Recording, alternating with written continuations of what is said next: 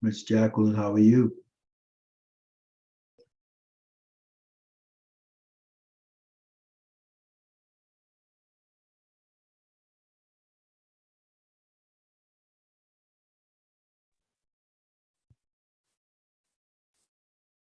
Hi, can you hear me?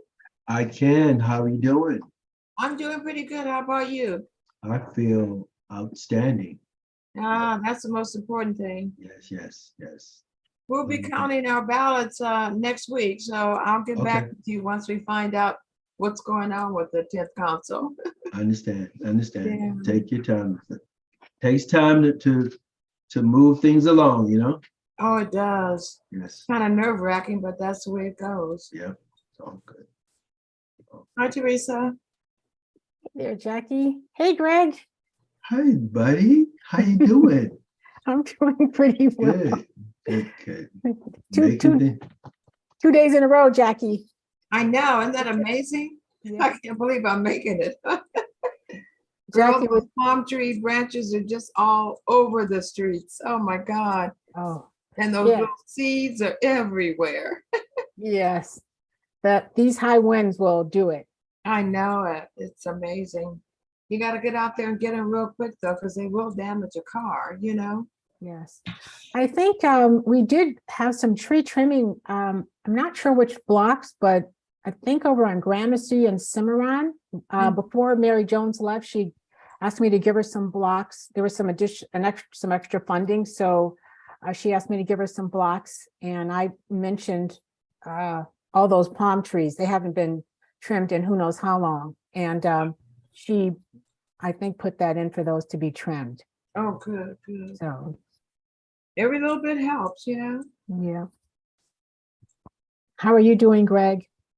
I am well, doing well. You know, keep moving. I went down to the South Seas. I helped them with the Halloween. Oh, that's nice. Yeah, and you know, there was only 5 kids there Oh, during the day, but for the haunted house, they had hundreds of kids. okay, yeah. okay, okay, And I okay. actually, I have a great video. Monica was profiled on Channel 35. You know, that's the city station. Right. And I need to give that to Lizzie or Raheem or Mm. Laura to put on our website. But it's a nice, Mm. nice profile of the history, a little bit of the house and some of the decorations and things like that. Oh, that's nice. Yeah, I think Jeff Camp gave her a lot of, you know, Candy. yeah, props, a lot of props, because there are scary masks and other kind of things in there. So Wow. it was Well, pretty they good. always do a good job with that haunted house. It's really scary in there, you know? Yeah. Uh-oh. But I saw Channel 35 when they were there. I'm trying to get her to hook me up with Channel 35. I've got a member that's turning 101. Mm. Oh, wow. Yeah, so we're having a luncheon out of the San Antonio Winery on the 18th. So I'm trying to get them to come out and interview her. And we've also put in a request for a certificate from the president. Okay. So we'll see if we can get it back in time, you know. She looks fabulous, has no health problems at all. Beautiful. You know, another entity that's really good at that is Spectrum Channel 1. Do you? Oh, okay. Well, I mean, they cover local news, but they're all over the city doing just really interesting stories that never make it to like Channel 2, 4, or 7 because they only have, you know, a short time. So I don't have a contact there, but might be an interesting, you know, human interest story, and you can reach out to them. Right, so that's Spectrum One, you said? Yeah, News Spectrum 1, Spectrum 1 News, I guess. I don't know which cable. Do you have cable, do. Jackie? Yes. Yeah. Over on this side, we have Spectrum, which used to be Time Warner, but it was purchased by Spectrum. Yeah, I have DirecTV. As a matter of fact, I'm the only one in this building still with Direct. Everybody has Spectrum. Mm. Yeah, so it's 24 units. So, you know, they're always trying to get me to switch over, but I'm not going anywhere right now because I haven't had good feedback necessarily on Spectrum, you know. Mm-hmm. But Yeah, so I'm going to submit a photo of her to ABC. They do a happy birthday profile Oh, that's every nice. day. It's like 4 a.m., 5 a.m. in the morning, but they do it. So I'm going to submit her photo because she looks super, you know. that's beautiful. So it's pulling out all the bells and whistles because there's not many people that, you know, make it to Yeah. that age and Yeah. still have their good mind. I mean, she can Mhm. talk forever. She goes all the way back to the David Cunningham days, you know, and that's way back. Greg, I also want to let you know that John Arnold, Yes. he's not going to be here. So that Right. 1848 Gramercy, I'll provide the update for that. Okay. Okay. He asked me would I provide the update. All right. How you doing, Tim? I'm doing well. How are you? Living well, my friend. Living well. He's coming in loud and clear. Yeah. Well, and full disclosure, I have to say, Timmy is my brother. Tim Coletti is my brother. Hello, Tim. Tim, brother. Yes. Of Teresa. Family ties. Yeah, I got used to that in high school. Hey, that's Tristan's brother. Yeah. Okay. That's for real. Honestly. Yes, honestly, that's my brother. Well, you guys have the same smile. And the same parents. It Yeah. just Kind of like goes with each other. Yeah. Hey, Elias, how are you? Hello, good evening. Is your Yeah. last name pronounced Najar? Najar, yes. Yes.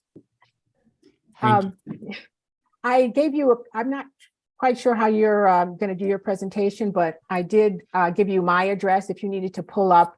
So I have 2 jacarandas in front, and if you needed to pull up some trees and give some information, you can use my address.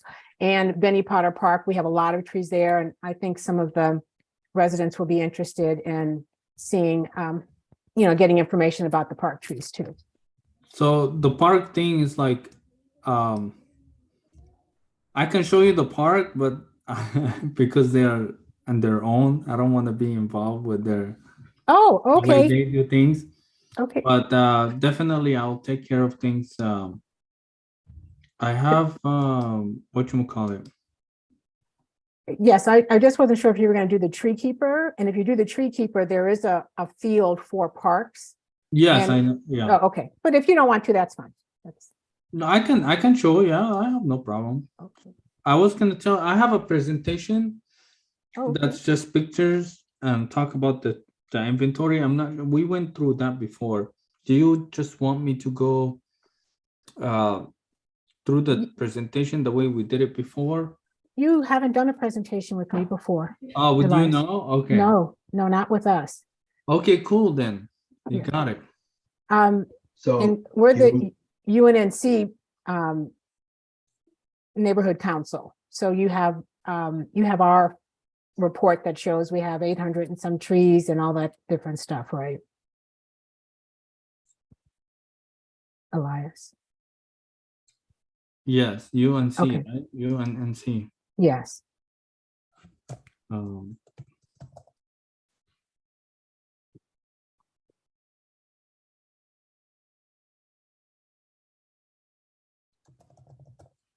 So Teresa, do you want me to make Elias a co-host for his presentation? I think, yes. Thank you very Okay. much, Greg. He's going to Mhm. need that. Yeah.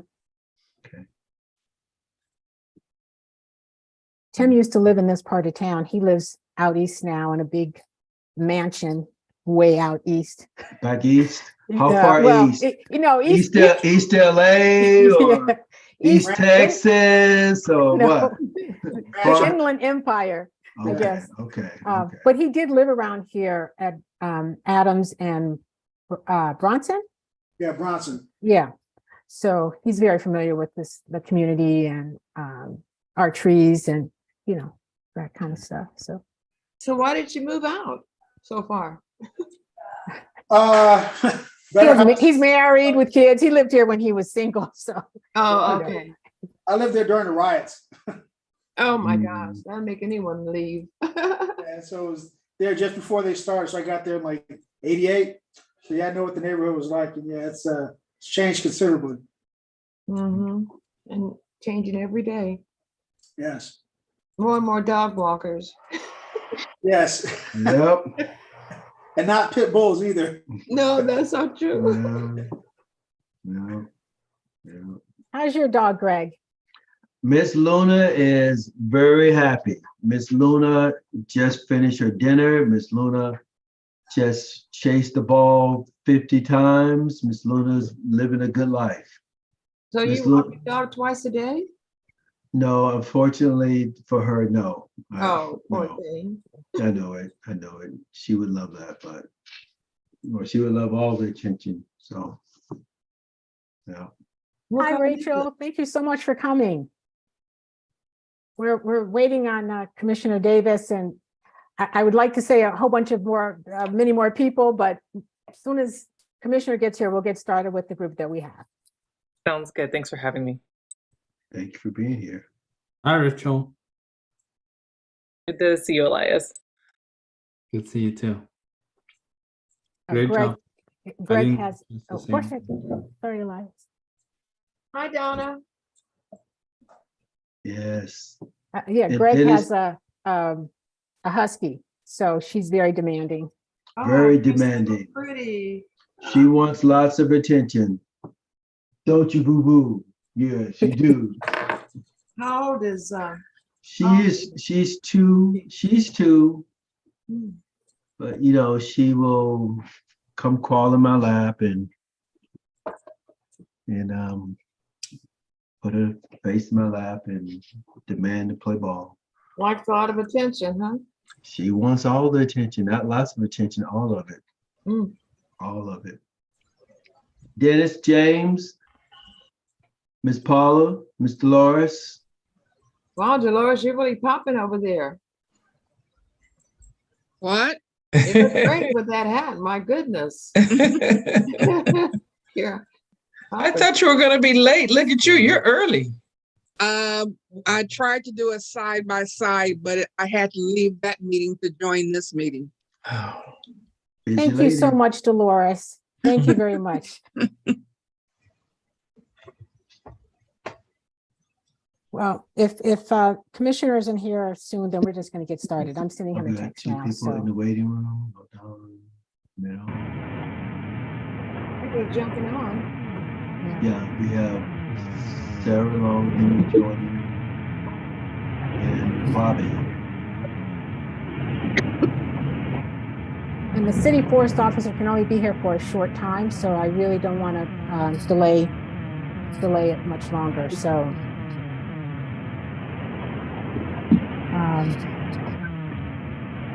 Let's just see. Hi, who's ever on the call, Indian 482, if you could please mute.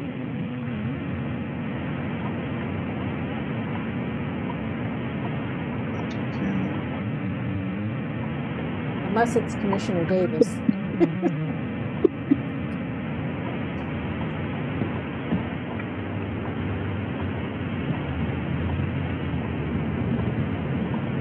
Boy, two, can you hear us? If you can, please mute.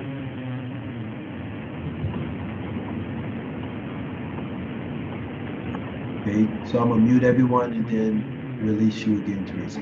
Okay, and Go ahead. I was going to say, then I'd like to get started. Okay.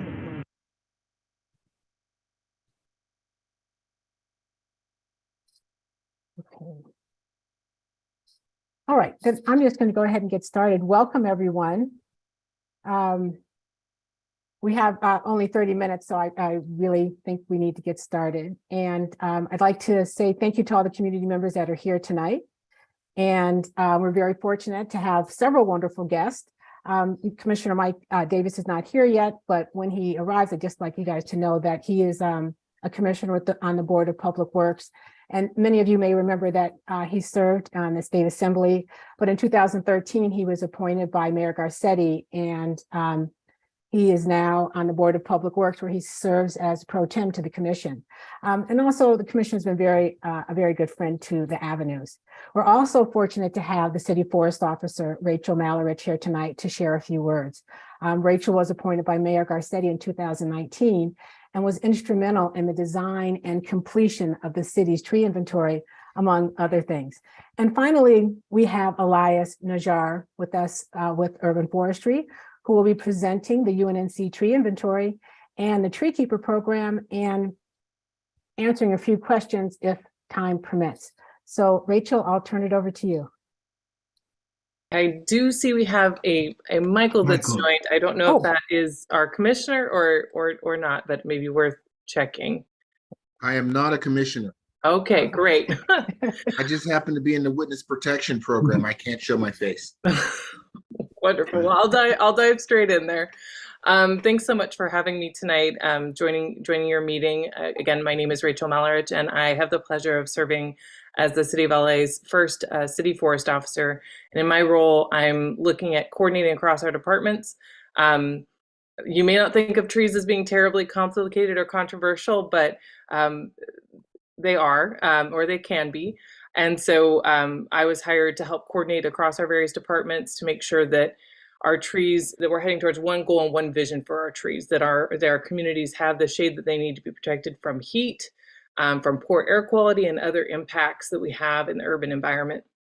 And I'll just share the 2 seconds of my background. Prior to coming to the city, I had the pleasure of working in the nonprofit sector, serving first areas down by the Port of Los Angeles, Harbor City, Wilmington, moved north into Compton and Huntington Park, and then was promoted in my role at Tree People to Director of Forestry and covered all of our programs that serve the County of LA, and then transitioned to KYCC, or Koreatown Youth and Community Center, which some of you may be familiar with. And so I had the pleasure of running tree planting and tree maintenance and graffiti removal and clean streets crews across Central and South LA and in Koreatown area as part of that organization. So I'm familiar with parts of your neighborhood. I've had the pleasure of working with a variety of community groups over the years, helping to bring more trees to communities. And now in my current role, we're thinking about how do we plant trees that are going to benefit our communities, be thoughtful about our water use, because we know that we don't have unlimited amounts, and really work with communities to build the kind of urban forest that they want. Really excited. As a longtime advocate, I was really hoping the city would get an inventory, because it's hard to manage and quantify what we need in terms of management when you don't know how many trees you have, what species they are, what types of trees we have, how old they are, what condition they're in. And so thankfully the council did set aside funding for us to get that street tree inventory. And I know that your neighborhood council has had that completed. I'm thinking about canopy cover. That's the area covered by trees across the city. And I actually have on our Google Environmental Insights Explorer tool, which is separate from the Tree Keeper tool, which you'll get to hear about tonight. That tool has some snapshots of tree canopy cover. And your neighborhood council, I had them do it by neighborhood council, has about 8% tree canopy cover, while the city's average is around 21%. So we know we have some work to do on both public and private property as appropriate to help up that tree canopy cover. And I appreciate the work of some of your community leaders to partner with us and help us identify where those areas are for maybe additional trees or additional needs, taking care of trees as well as planting them. So now I'm talking way too long. You guys have a short meeting. I'm going to toss it over to Elias, who's going to give you the real details about what's happening in your community with this new inventory data, which is going to help us to plan better for our maintenance activities for the future. Thank you very much, Rachel.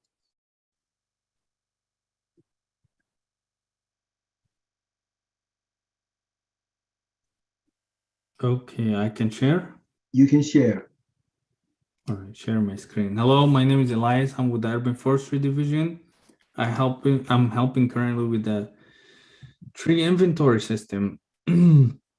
Monitor that tree inventory and work side by side with the David Resources group that the city had contracted to inventory, estimated to 700 trees citywide, and currently we have over 580,000 trees were collected, but we have about 700,000 sites.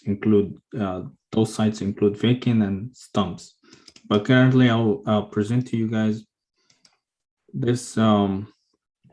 Let me start from the beginning. So today I'm presenting United Neighborhood Council. And to get to the tree inventory link, if you go to the Streets LA, the lacity.org, you go to tree inventory right there.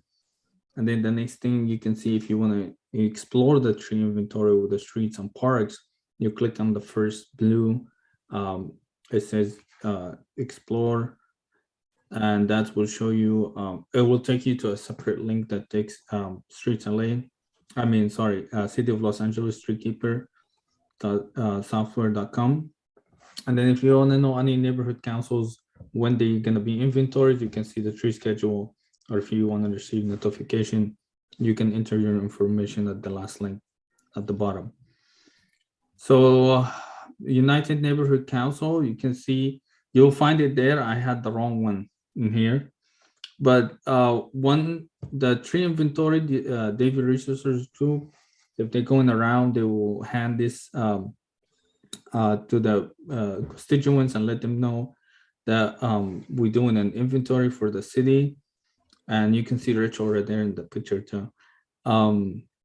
That explained what is the inventory about and what these people doing. And it gives you some benefits about the trees. This is United Neighborhood. You guys have 8,460 trees, a lot of camphor trees, Mexican fan palm, a little bit crepe myrtle, queen palms, and jacarandas that they are there. Number of vacant sites, there is about 2,000 vacant sites. So if we plant those 2,000, you guys will have about 10,000 trees. This is how it looks like on the map, on the tree keeper. So Los Angeles, California.treekeepersoftware.com. This links, as I mentioned earlier, it's in the BSS website, Bureau of Street Services website under tree inventory. And if you type in United Neighborhood Council, it gives you the information about the neighborhood council, how many trees they are there, and the yearly benefits that we receive by dollar amount. So if you're passing by a tree and you'd like to see what's the name of the tree and how much benefits you get, Teresa was asking me to use her address, but it was too late. I already made the presentation kind of thing. We have kind of like a common presentation I do, but I'll guide you guys. If you have time for me, I'll guide you live through the link through the website. So you go through, you type in the address on the search over there in the tree keeper, and they give you the binocular and it takes you to the location that you're looking for. And once you click on the tree and it tells you the site address, which area, the council district, and then it tells you about the species name and the DBH, diameter by breast height, which tells you how big is the trunk at your breast level. And the dollar sign will show you how much benefits you get in this particular tree, specifically for that tree. And then I was gonna show you some pictures of trees in the area and how much we would like to preserve our mature trees, like this one in downtown area by our headquarters. We would like to take agroberm, wall covers, and start protecting the mature trees and get them to the point where we want them to stay alive, and trim them properly and get them to the point where we have as a planter as this, and keep them, preserve them. And also like as this sycamore trees right here. But let me take you through if you don't mind me sharing again my screen. Of course. Can you guys see this map? Yes. Yes. So this is the United Neighborhood Council. And then earlier you mentioned your address is, let's see. I can just tell you if you like. Oh yeah. 2531 8th Avenue. 2531 Yes. 8th Avenue. 8th Avenue. And do you need the zip code? No, it comes. Oh, because you're in there. Okay. Let me get rid of the other stuff first, so we can only see this one. So if someone were to enter their address, they would then see those binoculars, and that would give them the location. Yes, that will Okay. give you the location, and you can see your house right here. And like you mentioned, there is a Let's see, what do you have? A jacaranda. Yes, 2. This is 1. So this is the species, the jacaranda. It's a small one. It's not as big. And that's the address. It tells you United Neighborhood Council, the council district, and the U of T maintenance area. And this is the yearly benefit we receive from the tree. Let's see the other one. They're both the same size. They were planted about 5 years ago. Can you go back to the benefits for a second and talk a little bit about the benefits and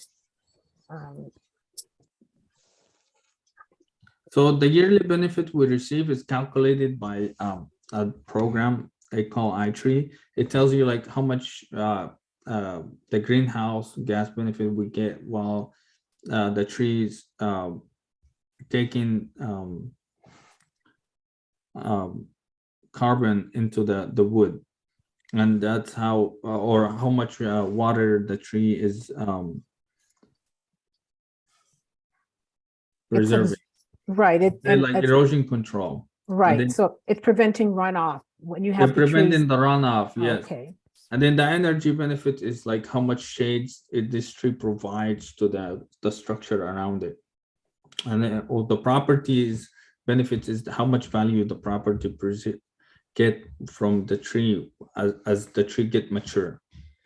So it's different value that the tree provide to us. And then if you can see this is 8th Street. And if you click here, you can even see the Google street. Yeah, I have my house blocked, so you can't see my house. But, Yeah, but I mean, you can see the Google satellite and the street view through the tree keeper. I think that's really useful information, especially for people who have larger trees. They can see the benefits, not only the carbon sequestration and the water savings, but also the shade that provided, especially during the summer months, which means they will won't have to use their air conditioning as much. Yes, and a lot of people ask us like a lot of people have been using the tree keeper right now on the public facing site, which is this one. And when they go to they want to know more about their trees. We ask them to send us the remote ID number. So when they send us the remote ID on our end for the internal, our internal tree keeper has more information about the tree itself, more information about the site itself. So if they want to know more or they would like to request an inspection for the tree, then they're more than welcome to go to MileAid 311, create a request online, or you can call in and create a request in MileAid 311, calling in 311, and you can give the remote ID number. And tell me this, Elias, that remote ID number, does that tell you the parkway size, the tree well, if it's planted in a tree well? Is that the kind of information? That's perfect question. I'm glad you mentioned it. So on the internal tree keeper that we have for us, we can see the parkway size, we can see the sidewalk, and a lot more about the tree itself and the site itself than what you can see in public facing. So we will know more because each one of these trees has been inventoried by a qualified arborist in the field. So this arborist was passing by each of the tree and putting their eyes on and their hands on, and was able to input all this information through the tree keeper system. And then I have a question, one last question before we open it up. How you mentioned that we have about 2,000 empty or 2,000 sites where we can plant a tree. How do we go about getting trees planted in those vacant sites? Currently, the most valuable resource you can do is city plants, the nonprofit organization that they can help you planting more trees. Okay, so we wouldn't go to 311 and request a tree planting that way. You're saying to work with a partner like City Plants or KYCC to try to get trees in those vacant sites. Okay. Yeah, because for us right now, throughout the urban forestry division, we're only planting 2,000 trees a year throughout the 15 council districts. So it varies where those 2,000 trees is gonna go, and it's not by request. It depends, you know. Right, I Um, understand. I understand it's really about funding. So how about, do you have some more to say, or how about we open it up to questions because we No, only go have ahead, about, open up the question. okay, to 10 more I have minutes. the information about nonprofit. If you guys would, I can share it with you later. Okay, Chris, Yeah, I had a question about our 8% tree canopy cover for our area. Is the high proportion of mature Washingtonian palms that are dominant throughout this area, one of the reasons our canopy is as small as it is because so many spots are taken by palm trees, which are low cover? What is that playing into that relatively low 8%? Is it playing the role? Let me see. How much percentage we had on the palms? Well, yeah, you can see there's a big percentage on the palm, Yeah. the Mexican found palm especially. So they play in a big role in your area. And if that's the case, are there particular species that can accommodate being interplanted between palm trees that would, would maybe allow us to add additional deciduous canopy or evergreen canopy? Are there some recommendations of understory trees that would maybe be in tight spots, aka street, the parking medians, but could be interspersed with palms? Is there recommendations you have? So this is a good question because yes, we can do between palms. We reduce the spacing. The spacing guideline for between palms is a little bit smaller than a normal tree. So if you're gonna plant between palms, we recommend to have 15, at least minimum 15 feet between the palm tree and then the new tree you're gonna plant. And the new tree can be an upright tree that it doesn't grow too wide and it grows up, and then or you can have like a crepe myrtle tree or a water gum tree that we've been using a lot throughout the city that Okay. the canopy is not as large. So medium size to a small tree size or upright tree like a Canary Island pine. Okay. Thank you. Thank you, Chris. Audrey. Yes, Elias, if the city only has funding to plant 2,000 trees a year, can you tell us where City Plant gets their funding from? Multiple resources. They have a lot of grants that they get the money from, and they have also DWP fund them, LA Sanitation fund them. So it's different resources that they get their own funds. Okay, thank you. You're welcome. Thank you, Audrey. Robin? Hi. This is a great presentation. Thank you so much. I'm actually a resident of Empowerment Congress West area, but I sit on the city's Community Forest Advisory Committee. And I had a question around sort of the accuracy of the inventory and wanting to know more about how frequently it's updated. I had an incident today where just on my block in front of my house, street services came out and trimmed significantly 2 fruitless pear trees that I have. And when we talk about sort of demonstrating the benefits that trees pose and how they impact our energy usage and our air, I'm just wondering if the city has a mechanism for truly tracking sort of the preservation and retention of our trees in this sort of a way. So how often is it updated? You said you have arborists that go out into the field and document the trees. I'm just wondering about the frequency. We update each tree we touch on a daily basis. So currently the tree keeper is our inventory system, and it's also our management system. Every time you put a request on MyLA 311, it goes directly to the tree keeper, and that request will be attached to a site or the tree that we're going to work on. So every time our crew goes out, and they know exactly which tree they're gonna work on, or if they don't know, they look for the tree. There's more information while they're using the tree keeper to know what they're looking for and what they're looking to do.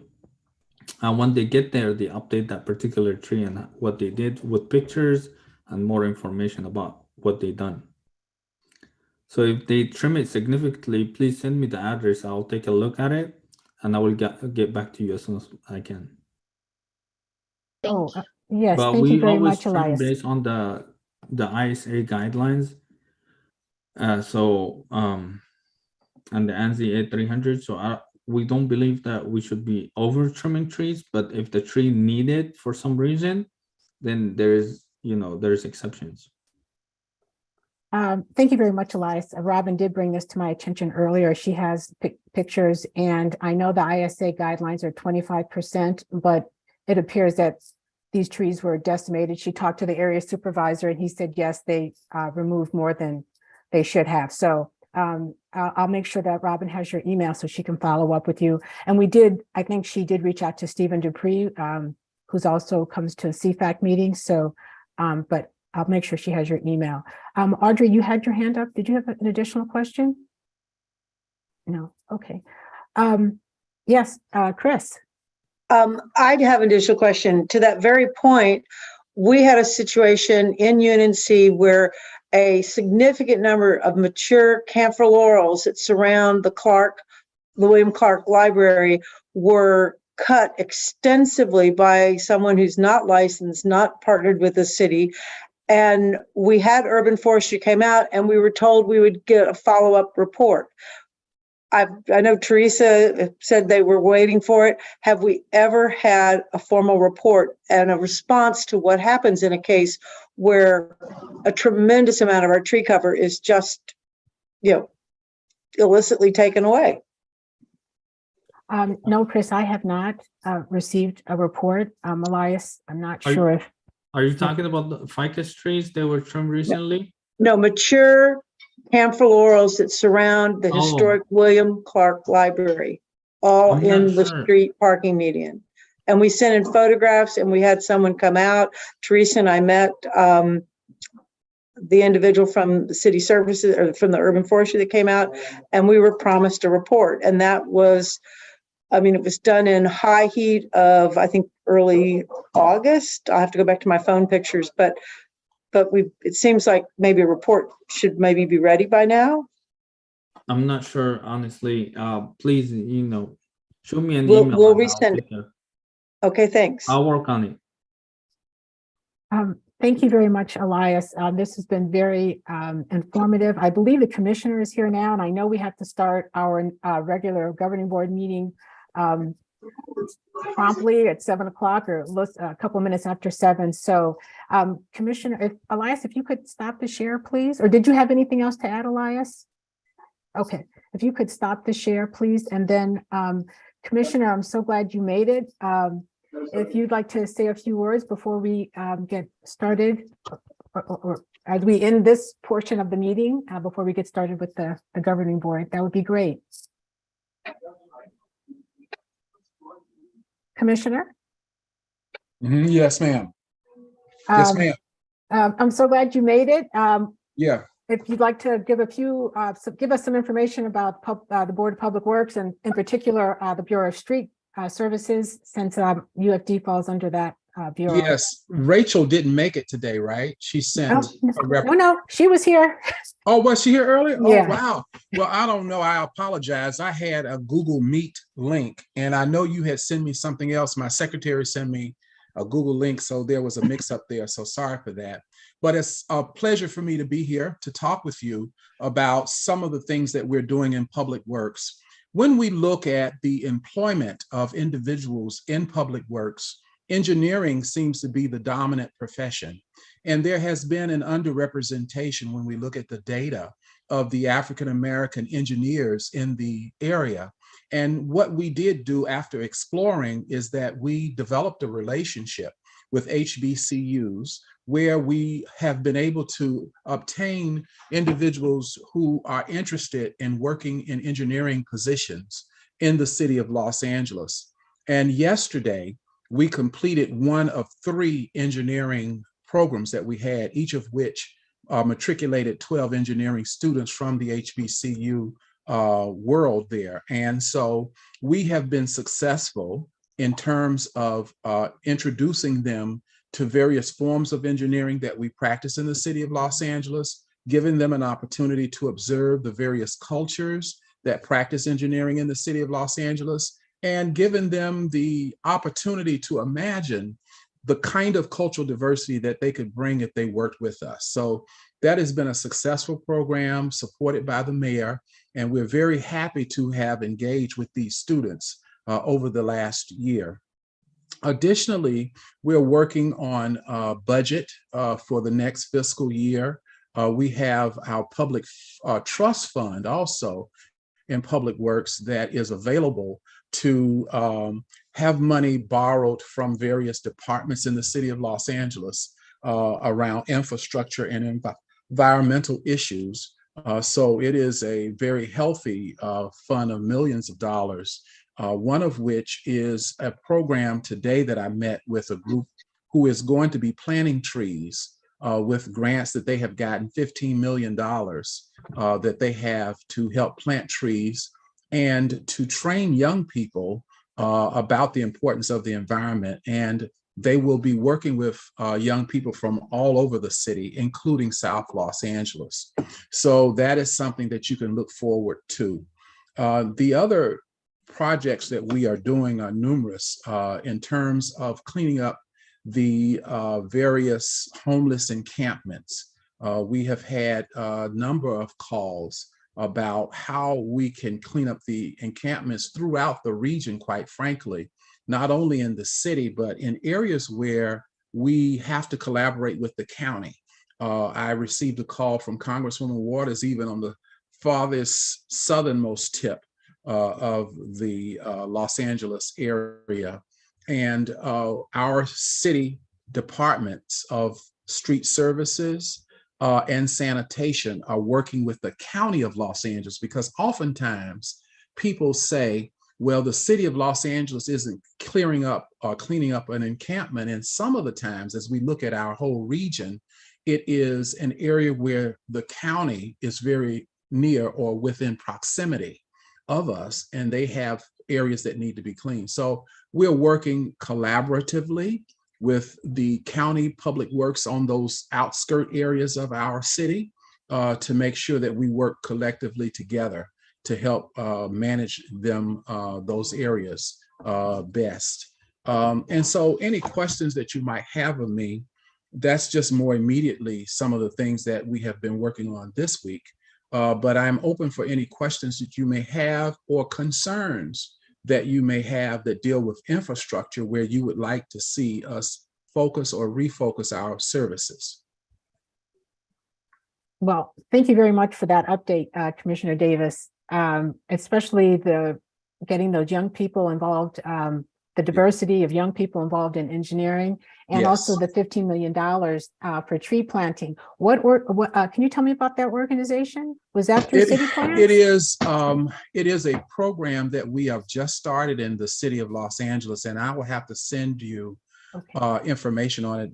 Today was the first day that I was briefed about it, but they were able to obtain grants, and it's going to be a citywide program with young people in the Valley, in East LA. And also I emphasize how critically important it was for them to make sure that our children in South Los Angeles are included. Many of the children, they explained to me that they have chosen tend to be children who are coming from economically challenged backgrounds. And I explained and emphasized to them that certainly in our region of South LA, we have a lot of children who could benefit from this. In particular, when we look at Crenshaw High School, it was reported to me that 50% of the student body there have children that are foster children, which means that there is a great opportunity for us to inculcate them into some employment opportunities, to strengthen their employment skills so that by the time they become 18, they will have had some strong employment opportunities and hopefully be able to sustain themselves in a permanent job moving forward, in addition to the fact of what we do with education to help them in colleges. Okay. So, but I will give you the information. Today was the first day I was briefed on it. We hired a new director for the program. I don't even know the name of the program, but I was excited to know employment is my thing. I was excited to know that we're employing some Los Angelinos. And so I just wanted to emphasize that South LA should make sure that we are a part of this program. Oh, that's Outstanding. great. Thank you so much, Commissioner Davis. I know Yes. that we're after 7 and we need to get started with our governing Sure. board, but Sure. maybe there's an opportunity you can come back and we can schedule a longer period of time and you can Yeah, talk to us absolutely. more about the Absolutely. things Thank you happening. for the opportunity. We appreciate it. Sorry. for Thank the you mess. very much. Thank Thank you. you. Greg, I'll turn it Thank over you. to you. Thank you, Teresa, Commissioner Elijah, and Rachel. Outstanding information. As everyone knows, in UNNC, we love our trees. We love our green spaces, and we'll be advocates for our trees. The fact that they talked about our canopy level is 8% by the city's norm of 21%. Hearing that there's 2,000 vacant wells for trees, hearing that there's money, additional funding for planting trees. We're all about that, and we move forward with that. And we thank Teresa for her leadership with that, and we thank for Elijah for showing us the new tools that we will play with, with the new data. Check my trees out in my yard. So let's get started with our meeting. Thank you, each and every one, for being here. I will start the day or the evening by sharing our agenda initially and just let you know that we want to be efficient with our time. And so we'll get started. Well, I see your hand raised, but Laura, go ahead, Laura. Well, I'm just requesting that you could turn on the Zoom recording so we get the transcript for the minutes later. Not the live, not just the live, but the Zoom recording too, please. Okay, doke.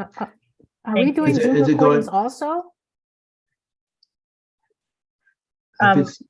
Well, because we get the live transcript that we can use for the BACs and the minutes for Sarah. Thank you. All right, stand by. Okay, let me stop sharing so I can see what I'm doing.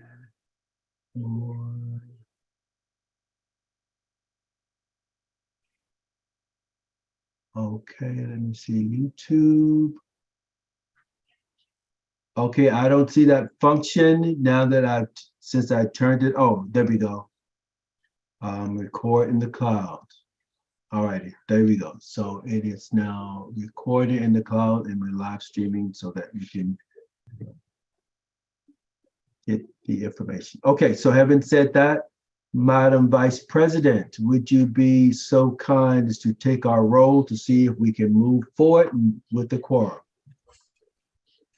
All righty. Starting off, John Arnold is excused absence, and Corrine Alprecht. So moving on, Chris Carlson. I saw Chris. Chris? Present. Okay. Raheem. Okay. We have Taylor Fife. Present. Thank you, Taylor. Greg Jackson is here. Jasmine Johnson. Present. Thank you, Jasmine. Paul King, I saw. Present. Carlos Carrick. Carlos is here. Okay, Michael Kimbrough. I think Here. I heard. Hi, Michael. Hello. Sarah Lacey. Here. Thank you. Dennis Lesky. I thought I saw. Oh, I see his name. Here. Okay. Sarah Long Henry. Here. Teresa Masonette. Here. Is it actually Masonnet? No, it's an Americanized French name, so it's Mason. Okay. Thank you. Laura Myers. Here. Lizzie Moro Misato. Did I hear her? She's here. She Okay. said here while she was muted. Nuriel? Present. So you heard her muted. All right, we got No, some I presidents. read her lips. I read her lips. Yeah, Greg is a great lip reader. Lip reader, read her lips. Charlie Pap. Charlie. Okay, I'm here. Dolores Okay. Spears. Present. Thank you, Dolores. Grace. Present. Thank you, Grace. Ivy Bordenave Priestley. Present. Thank you, Ivy. Okay. Thank you, That Madam Vice. completes our roll, and we have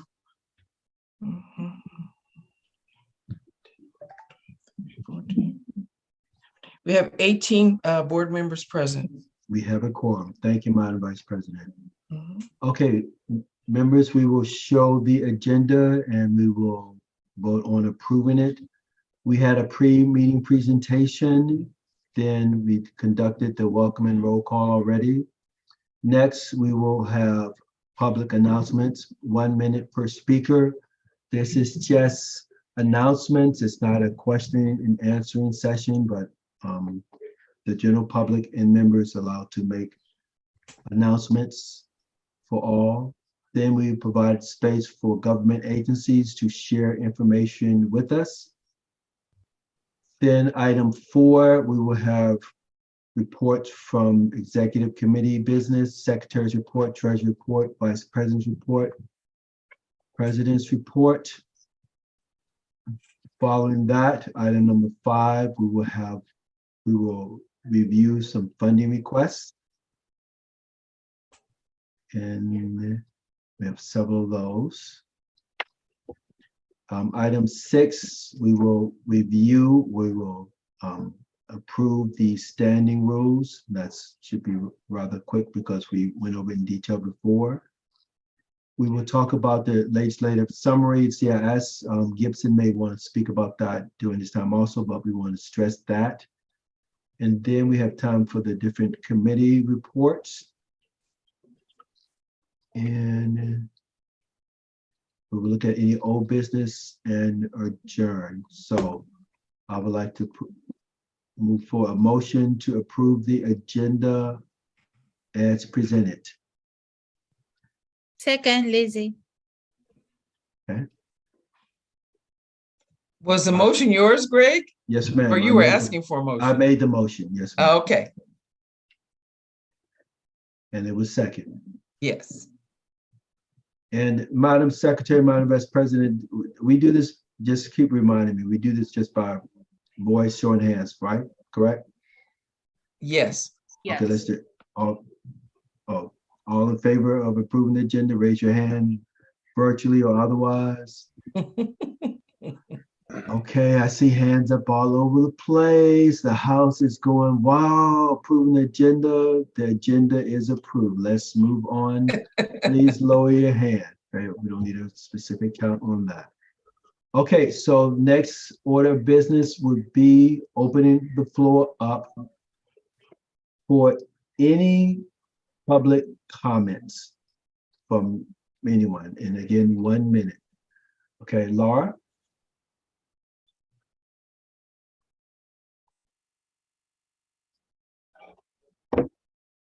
Laura going once, going twice. I'm sorry. I still had my hand up, but Oh. I do have an announcement, so I may as well just go. Sorry. On Thursday, November 17th, and I'll post this in the chat, Lonnie, which is the Los Angeles Neighborhood Initiative, is presenting a community forum called Paint the Town, the Impacts and Logistics of Urban Murals. So I know a lot of us are very interested in murals, and I'll post the information, the link to their thing, and it's a free community forum. Okay. And then Saturday, November 19th, 2 days later, Great Walk Los Angeles is doing a great walk on West Adams. I know a lot of you have already heard me announce this, but I will this is something I'll email with the details of the work, because I don't know all the details yet, but it's a group of a couple of hundred people will be walking from somewhere on Figueroa to Adams, and then Adams west through to Culver City, and then Washington Boulevard west to the ocean. So it's a really fun event, and I will email that. I'll email to you, but I'll put in the chat from your own thing. Thank you. Thank you, madam. Miss Lizzie, you're up. Yes, good evening, everyone. We are pleased to announce that over the weekends of October the 22nd and the 29th, the phase 2 of the Slow Streets implementation was finally installed in our neighborhood. Our neighbors are extremely pleased with this set of traffic calming measures that have been installed on our streets. And that announcement was also featured in a recent newsletter from LADOT, which explains that this Slow Streets installation is the result of our partnership with the United Neighborhoods Neighborhood Council and represents the largest Slow Streets network to date. I would like to express my gratitude to our neighbors, Christine Riddick and Michael Dott from east and west of Arlington, who were very helpful in encouraging our LADOT liaison to have this installment done. A year later, a year overdue, but it's finally done. So thank you, and thank you to the UNC. You know, we are supporting our neighbors. Thank you. Outstanding. Thank you, Miss Lizzie. Miss Chris, you're up. I wanted to share with everyone that there's a special event this Sunday, November 6th. It's at UCLA called Exploring Your Universe, and it is specifically focused for hands-on science activities for the K through 12 age group. There's going to be all kinds of science booths, science talks, and it runs from 12 to 8. It's free to educators and all kinds of students interested in the sciences. You do need to register. I can email it to, should I send it to Laura or Greg, and then you can share it, because the email link is, the link for free registrations in the email. Is that the appropriate place to get it out to the community? Yes.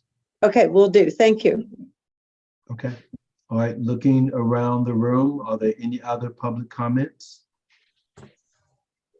Okay.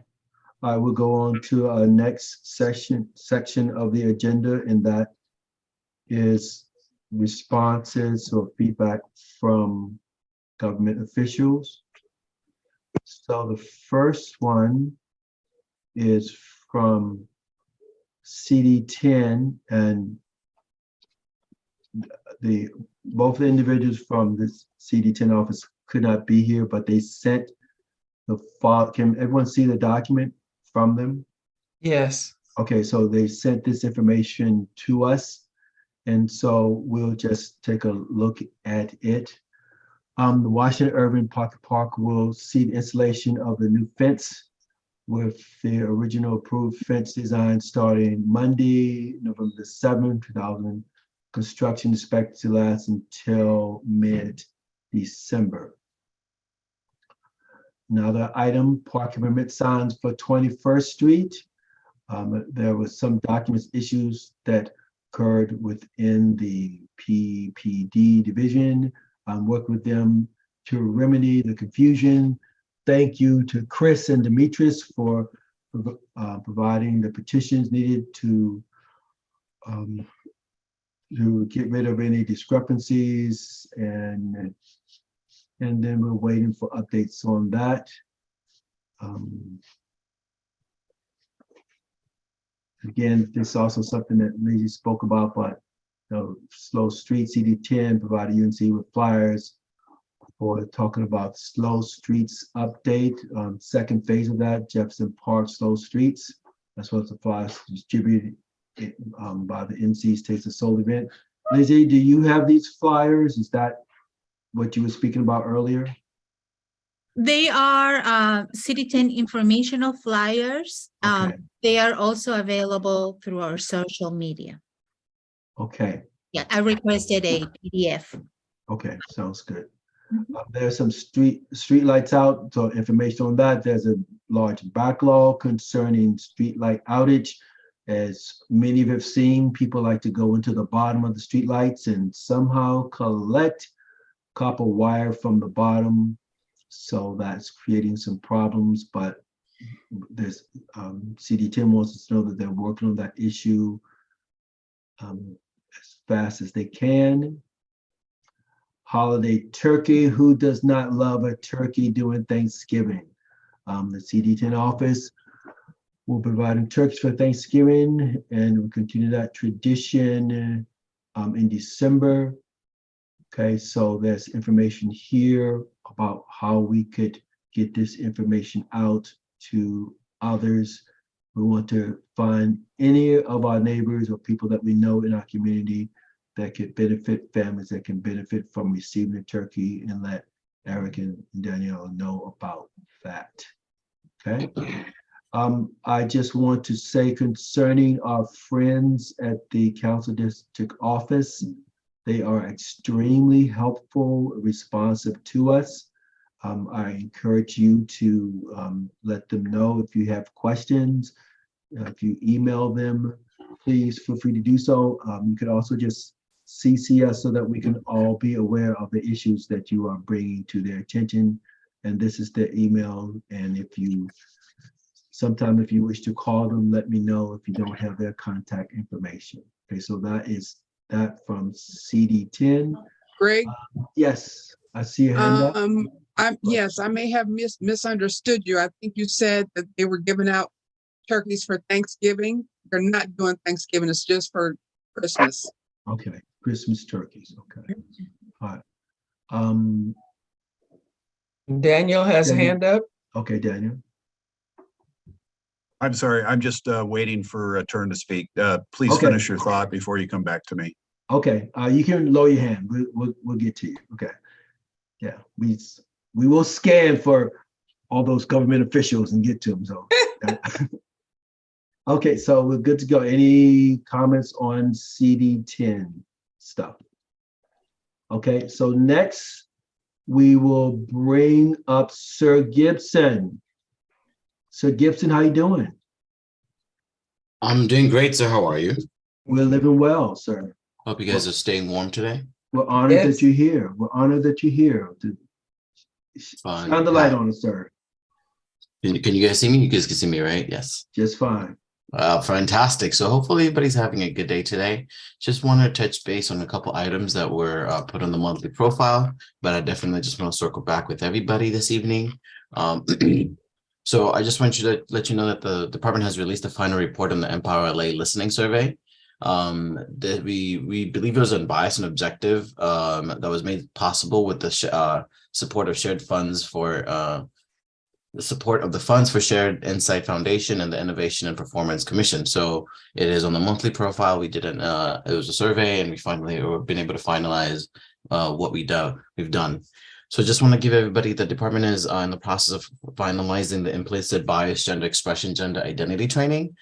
So in the next few weeks, you'll be seeing an announcement about it. We've been collaborating with USC. This completes the requirement training by Council File 20-0990.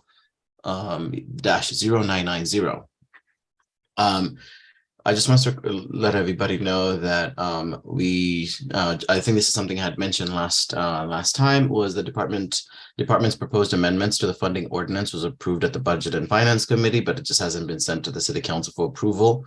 This is in regards to the budget advocates, the special fund, and so the department has provided a comprehensive statement. We've also still been working on Council File 22-1070. This is in regards to neighborhood council meetings. We have identified 14 neighborhood councils that we'll be working with in terms of building a hybrid model when it comes to public meetings. So I do apologize if we will be notifying for 14 of the boards. Also, just want to give everybody a heads up. The Board of Neighborhood Commissioners will be having a bonk Zoom retreat on Sunday, January 22nd at 1 p.m. Again, it's going to be public. In addition, also just want to let everybody know that the department has been working on a proposal for updating our community impact statement portal. As you know, the filing system has always had its issues, affair issues, and the department has been working on getting sufficient funding for it. So if we have any updates, we'll be providing everybody, we'll let everybody know. I do believe that is what I do have. I hope this is the right one, but it's okay. I just want to know one more item. I know we've there we go. So we've been doing a pilot. So as I mentioned, we're going to be doing the hybrid pilot program, and we've selected 14 neighborhood councils. We are also working with the Department of Transportation to have a neighborhood council awareness video on the dash bus monitors. Also, we'll be working with LADWP, the Department of Cannabis Regulation, Office of Community Beautification, and the Mayor's Office of Public Engagement on sharing neighborhood council elections. So there's a couple of things that the department will be giving updates on. Another council file is 21-0407. This is in regards to standardizing election rules and participation in elections moving forward. And so it's something that the department is going to be providing an update. As I mentioned from last month, the only two bills to be on the lookout is AB 2449. This is in regards to open meeting and local agencies, and also Assembly Bill 587. This is in regards to terms of service for social media companies. And so we are going to be starting to do election outreach. I do know we've been collaborating with our colleagues in the Office of the City Clerk. I'll be reaching out to some of your election outreach committee leaders, so we can start coming up with a good game plan in terms of doing outreach for this upcoming election. And so it's something that we are going to be consistent. We want to see if we can help increase participation in the neighborhood council system. And so we are going to be doing a lot of outreach. So please be on the lookout for that. Thank you. Thank you, Sir Gibson. Miss Lizzie, who is in charge of election, can you introduce our speaker for the election office? Sure.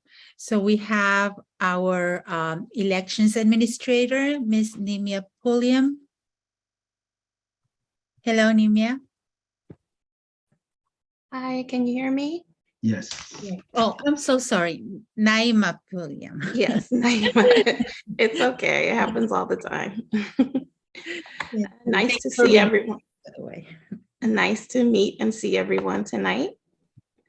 I'm just going to go over some key information for the upcoming election. So as we just said, my name is Naima Pulliam, and I'm an election administrator with the Office of the City Clerk. In 2023, we will be conducting a hybrid neighborhood council election. The hybrid model will provide the flexibility for stakeholders to vote at the polling place or by mail. Your election date will be Saturday, April the 22nd. Candidate filing starts Friday, December 23rd, and ends Monday, February 6th. Candidates will be able to submit their applications online using our online portal, which is available 24 hours a day, 7 days a week, or you can also submit a paper application. Vote by mail applications will also be able to be submitted using our online portal or by a paper application. And you can submit that form Tuesday, February 21st through Monday, April 3rd. The candidate and filing voter deadlines have been moved. They will no longer be at 5 p.m. We've moved them to 11:59 p.m. But please note, staff will only be available during regular office hours for assistance. The vote by mail ballots will begin to be mailed Saturday, March 18th, and they must be postmarked by Election Day and received by our office no later than Tuesday, May 2nd. If you're unable to submit a vote by mail application or you don't receive your ballot, you will be able to vote in person at your assigned polling place between the hours of 10 a.m. and 2 p.m. We'll be using the information that you've provided us on the election information worksheet to recruit your polling location. This election cycle, we won't be using the county ballot drop boxes. However, you can still drop off your vote by mail ballots at the polling place on election day. In accordance with current city policy, proof of vaccination or a negative COVID-19 test within the past 72 hours will be required to enter a polling place. Any voter who cannot provide the required COVID-19 documents will be able to vote curbside. Masks are still strongly recommended, but not required to enter the polling place. Our office will begin tallying ballots the business day following the election. You can observe the process in person or on an online streaming. Unofficial election results will be released approximately 5 days after the election, which will be Thursday, April 27th. And the official election results will be released approximately 13 days after the election on Friday, May 5th. We will also have 2 opportunities for stakeholders to help with the election process. That would be to serve as a poll worker or to serve on our independent grievance panel. Our website will have flyers and applications for both opportunities in the upcoming weeks. We've also redesigned our website to be more mobile and digital friendly. And that link is clerk.lacity.org/NC elections. You can find the dates and deadlines that I've mentioned previously, as well as additional election information by viewing the 2023 NC regional election schedule, the NC election timeline, and the NC election handbook. I look forward to working with you all to conduct your neighborhood council election. And if you have any questions or comments, you can reach us at clerk.electionsnc@lacity.org, or you can give us a call at 213-978-0444. Thank you. Thank you so much, Naima. I see I do have a couple of questions, but I will let our other board members. Yes. Mr. Lois. Thank you, Greg. Hi, Ms. Pulliam. The non-use of the Dropbox is concerning, because not all of our seniors and some of our disabled people have access to internet to get an application and don't have vehicles to travel up to our polling place at the Irving Branch Library. So that Dropbox will be real convenient. So it seems as though not using that Dropbox next to our library on Jefferson is inhibiting the voting process for our neighborhood council. So why can't we use the Dropboxes? Well, I definitely do understand the drop boxes did provide convenience. We used them because there were no polling places for the last election. And unfortunately, our budget to have voting in person and vote by mail it's not enough to also have the county drop boxes. Okay, but if we had access to the Dropbox, we may have more people participating in the election process because it's right there by the library. And I feel that not having an additional place to vote is disenfranchising some of our stakeholders in our footprint. Okay. So I know you probably don't have the authority to make that decision, but can we get a response from the city clerk with regards to that? Okay. I can definitely take that information back and then respond to you. Thank you. We want to, it's not just one voice, that is a very strong concern of ours, that the Dropbox are important. Ms. Laura? Hi, I'm Laura Myers. Ms. Pulliam, are you our election administrator specifically? Yes, I am. Okay, so, you know, I'm going to echo the thing about the drop boxes, but at least what you're saying is at least in effect, if a person has received a vote by mail form and they couldn't mail it, somehow it can be dropped off at the polling place. Does it have to be dropped off by the person who requested it, or can it be dropped off?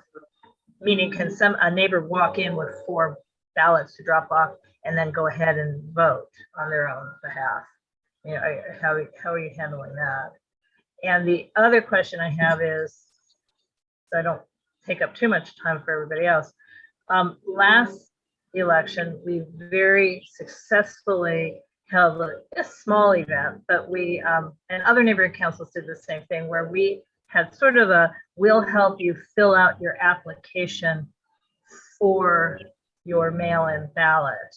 And we were able to help 24 people, I think. So it wasn't a lot, but it ended up being a lot in terms of our total.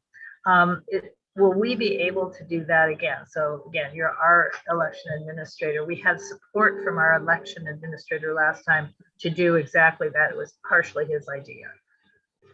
Well, yes, you can definitely assist stakeholders with filling out the vote by mail applications. There's no issue with that, as well as our office is available by phone to assist in that as well. And as far as someone else dropping off the vote by mail applications, yes, they can. No, not just the applications, but on voting day. I'm sorry, the ballot. Yeah, no, we'll definitely, if we help 25 people fill them out, we'll give you 25 applications. We will deliver them to you. But on voting day, can, you know, to Dolores's point, and you'll hear it from others, can able-bodied neighbor collect their filled in ballots? Yes, someone other than the stakeholder can drop off that ballot at the polling place. Thank you. Okay, thank you. Nouriel? Yeah, thank you. I'm gonna echo Dolores here a little bit, and I think what everyone's saying, and maybe make an additional point, but I think please convey strongly to the city clerk that this is a major issue for us. I think on our neighborhood council, we invest significant resources and time to outreach and getting people involved. And I think we're aware too that we do our best to represent our community, but we could definitely do with more community involvement in our meetings and running for office. We're always struggling to get people to fill certain roles. And we can't do that if people aren't able to vote and feel empowered. And so my hope would be, my request would also be that the city clerk be seriously studying this decision to not allow for the ballot boxes, the drop-off spots, to see whether that has changed voting patterns, because I want to be able to come after election day back and say, yeah, look what this did. It really suppressed voter turnout, which I think it will, which I think we know it all will. And I think for me, when I hear that we don't have the budget for something, you know, budgets are always a reflection of priorities and values. And I think that for us, there's no higher priority of value than representation. And so I want to be able to come back in a few months and be able to argue for that to be adjusted in the next budget, because I think it's an unfortunate decision that's being made here. Okay, well, I definitely hear you, and I will bring that up. Thanks so much. No problem. Chris? And Lizzie, correct me if I don't have this quite right by memory, but my understanding was in the last neighborhood council election cycle, there were significant funds spent by Dunn to do outreach for the election, but it wasn't spent equitably amongst neighborhood councils.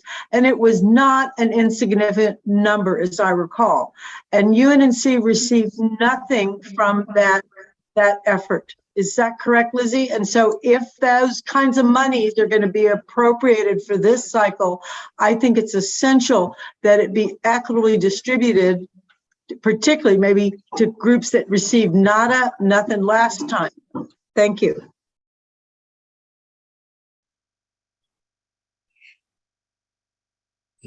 Okay.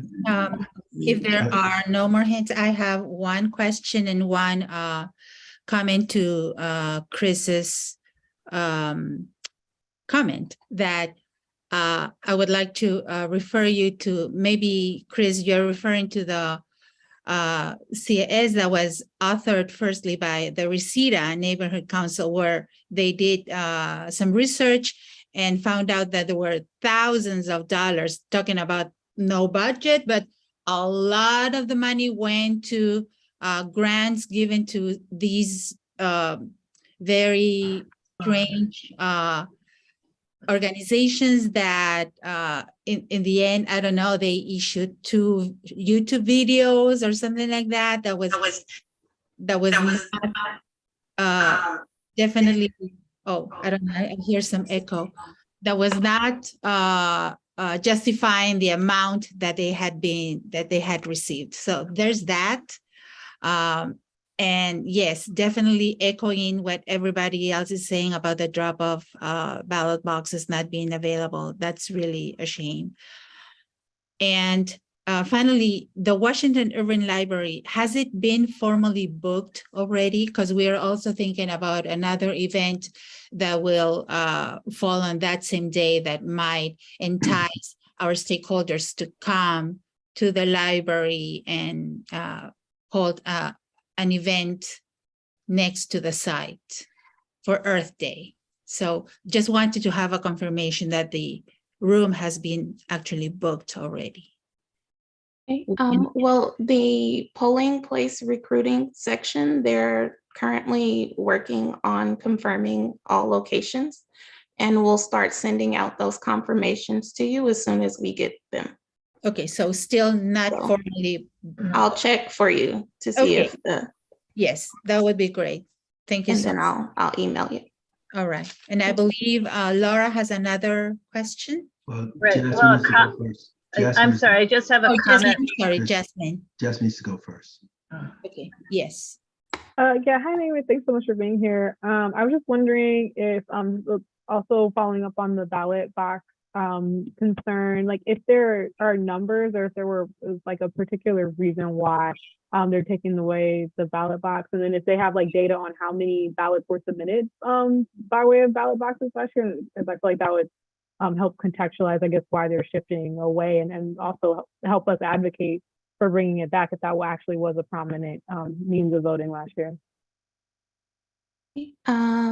As far as specific numbers, I'm not sure if we have those based on the ballots used in ballot boxes. I can always check to see if we had any reports from that.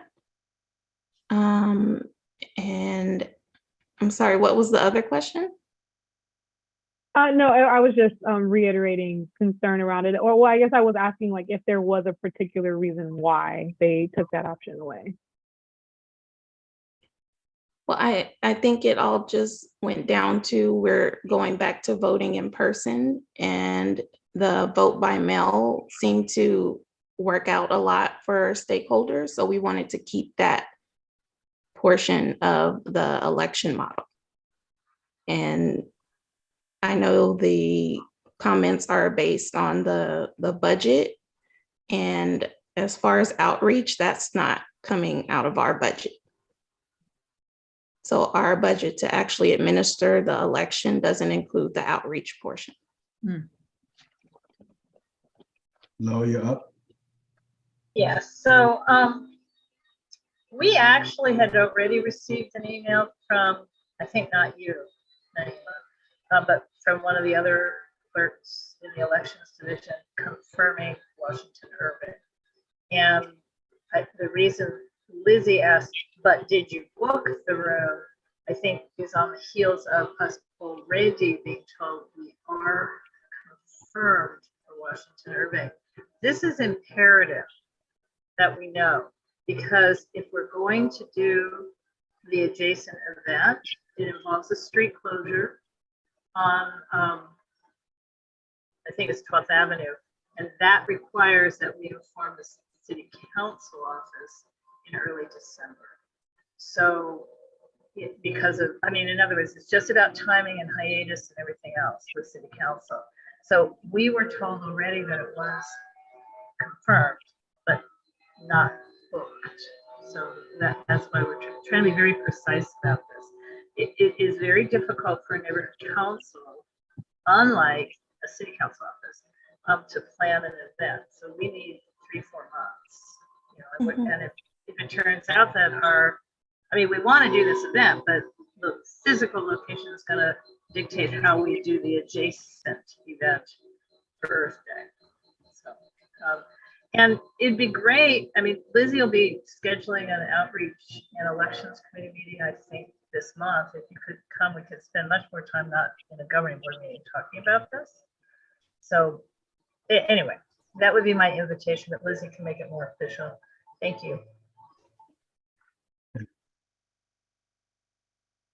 Anything else, ma'am?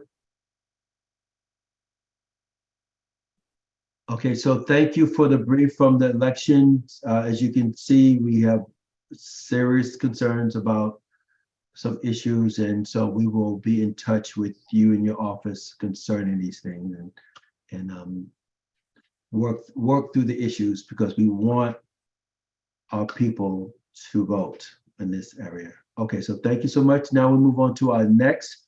We have two Daniels, so we will go with Daniel Park. Welcome back, Daniel Park. I'm sure you may have been back for a while, but welcome back. Anyway, my friend, and if you will share what's going on in Supervisor Holly Mitchell's office. Thank you. A couple updates. We just had our Racial Justice Learning Exchange event in Crenshaw, working with local community organizations such as ADAP and the dance studio there at Lula, Washington. We provided a bystander training and did a small walking tour to highlight the resilience and solidarity that we've seen in historic Crenshaw in the past, and to highlight the communal bonds between Japanese Americans and the African American population there. We are also, I'll send over the link to you, Greg, if you could help disperse it. Advancing Justice is hosting bystander trainings virtually for community members to attend, and that will be for November as well as for December. So there's two opportunities for community members to attend these free bystander training. Second, I'm already helping out one organization with flu shots. If you are interested in hosting a flu shot or a COVID shot for booster, as it looks like the flu shot's going to be particularly bad this winter, please let me know, and we can see if we can have an event or host a shot clinic with the neighborhood council. And then finally, something that I've spoken to you about is some of the grant monies that are coming through from the federal government. I will send over some flyers as well, but the website is, I believe, go.smallbizla.org. If you go to that website, there is a interest form. The state and the county, we are providing funds for businesses as well as nonprofits that have been in hard hit areas based on the County Equity Index. And I believe there's about $60 million. And the loans vary depending whether you're a nonprofit or a small business. I believe the small businesses can range from 2,500 up to 15,000, but I have to check the numbers again. And then the nonprofits, I believe it goes up to 25,000. But there are some criteria in terms of some of the needs out there. So again, I will send those flyers out there and the website to you as well. Thank you. Thank you, Daniel. Anything else? That's it. Thank you, sir. And Daniel Curry from LAFD, keeping us safe.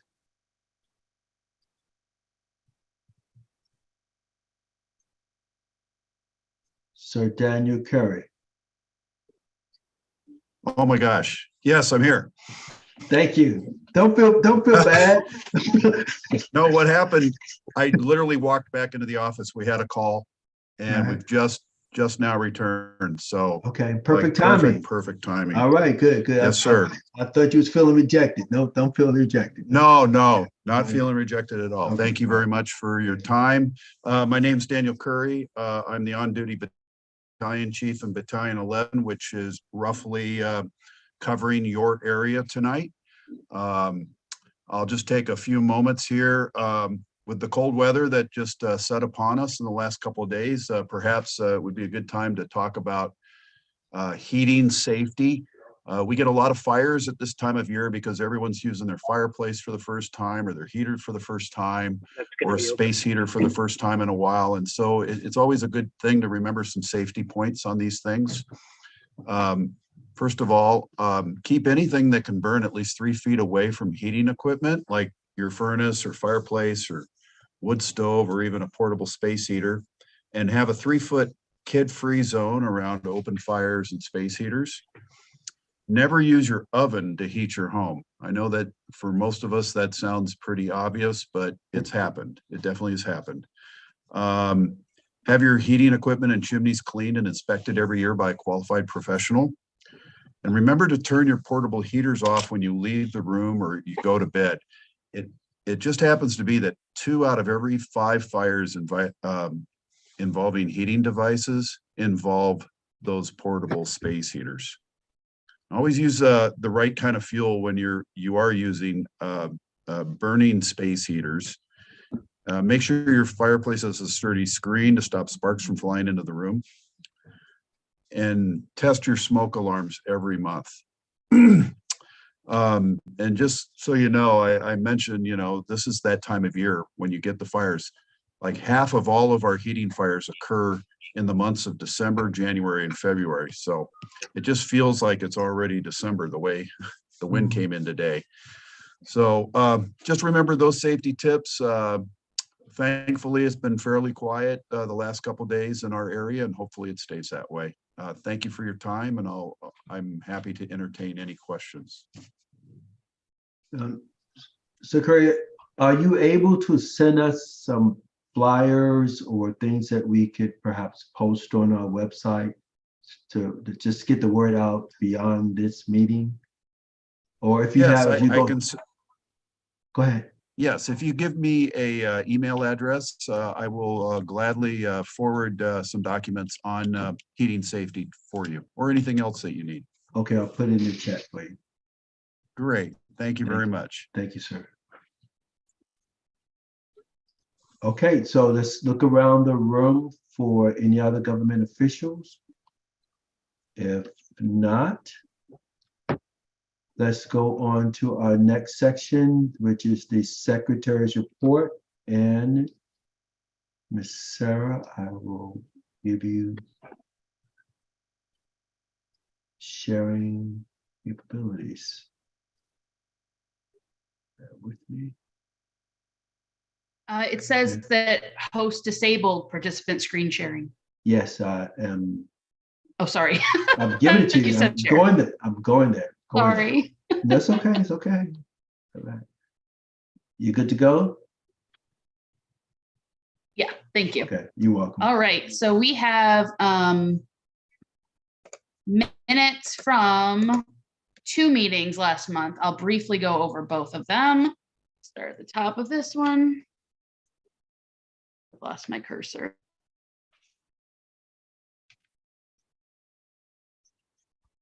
Sorry, there we go. Okay. We had our meeting October 6th. That was our regular monthly meeting. Roll call, attendance.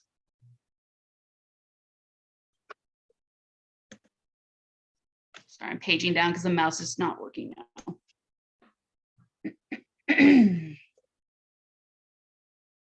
Okay.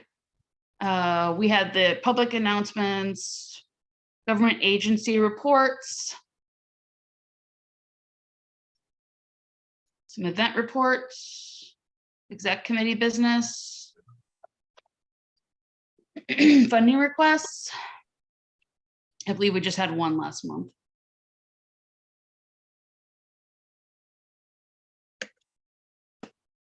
I'm not sure why it's lagging. I'm sorry. Okay. Standing rules, anniversary program debrief. We had the council file for slow streets, committee reports.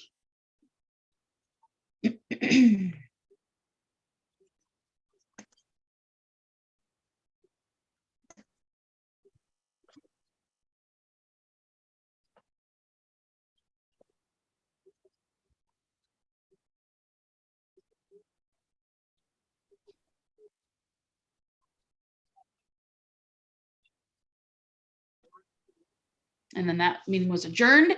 We also had a meeting on October 13th regarding the city council issues. So I'll try to start at the top here. Okay.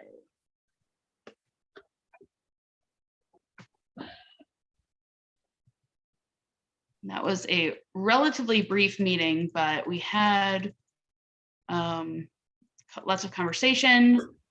Those notes are not all in here. Made a mistake. I'm going to change that.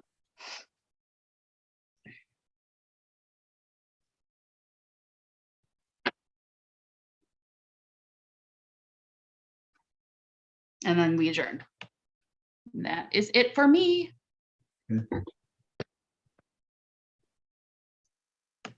I move that we accept the minutes from the last governing board as presented. So moved. Second.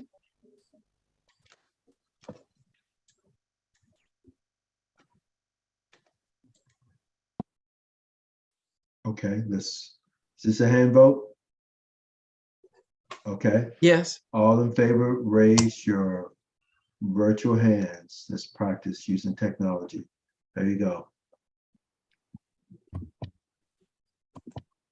I see hands up all over the place, so I think it passes. I'm pretty sure it does. Yes, for the record, it passed. All right, lower your hand, please. No lingering hands. Take all your hands down. Okay, so next is. Are we going to vote to approve the special You are meeting? so correct. You are so Okay. correct. Thank you, Madam Vice President. So I make a motion that we approve the minutes from the special meeting where we took a position on the council members. And I second that as well. Okay. Let's repeat the process. Of all in favor of accepting those minutes as presented, raise your virtual hand. I see all the hands are up. Looks good. Looks good. Thank you so much. All hands are down. Next. Thank you, Madam Secretary. You are awesome and wonderful. It's an honor working with you and particularly keeping me straight. So I appreciate you. So next is our money man, Treasurer Paul King. He has his own printing press. I shouldn't say this. That's right. I wish I could print it out faster than what we got. Good evening, everyone. Let me actually, Greg, can you let me share my screen? Yes, of course I can. Okay. So the first item is just to talk about the budget, what we've got left, what we've spent. Doesn't matter. Still always. Hey, it's winter time. You're just getting over cold. You good to go?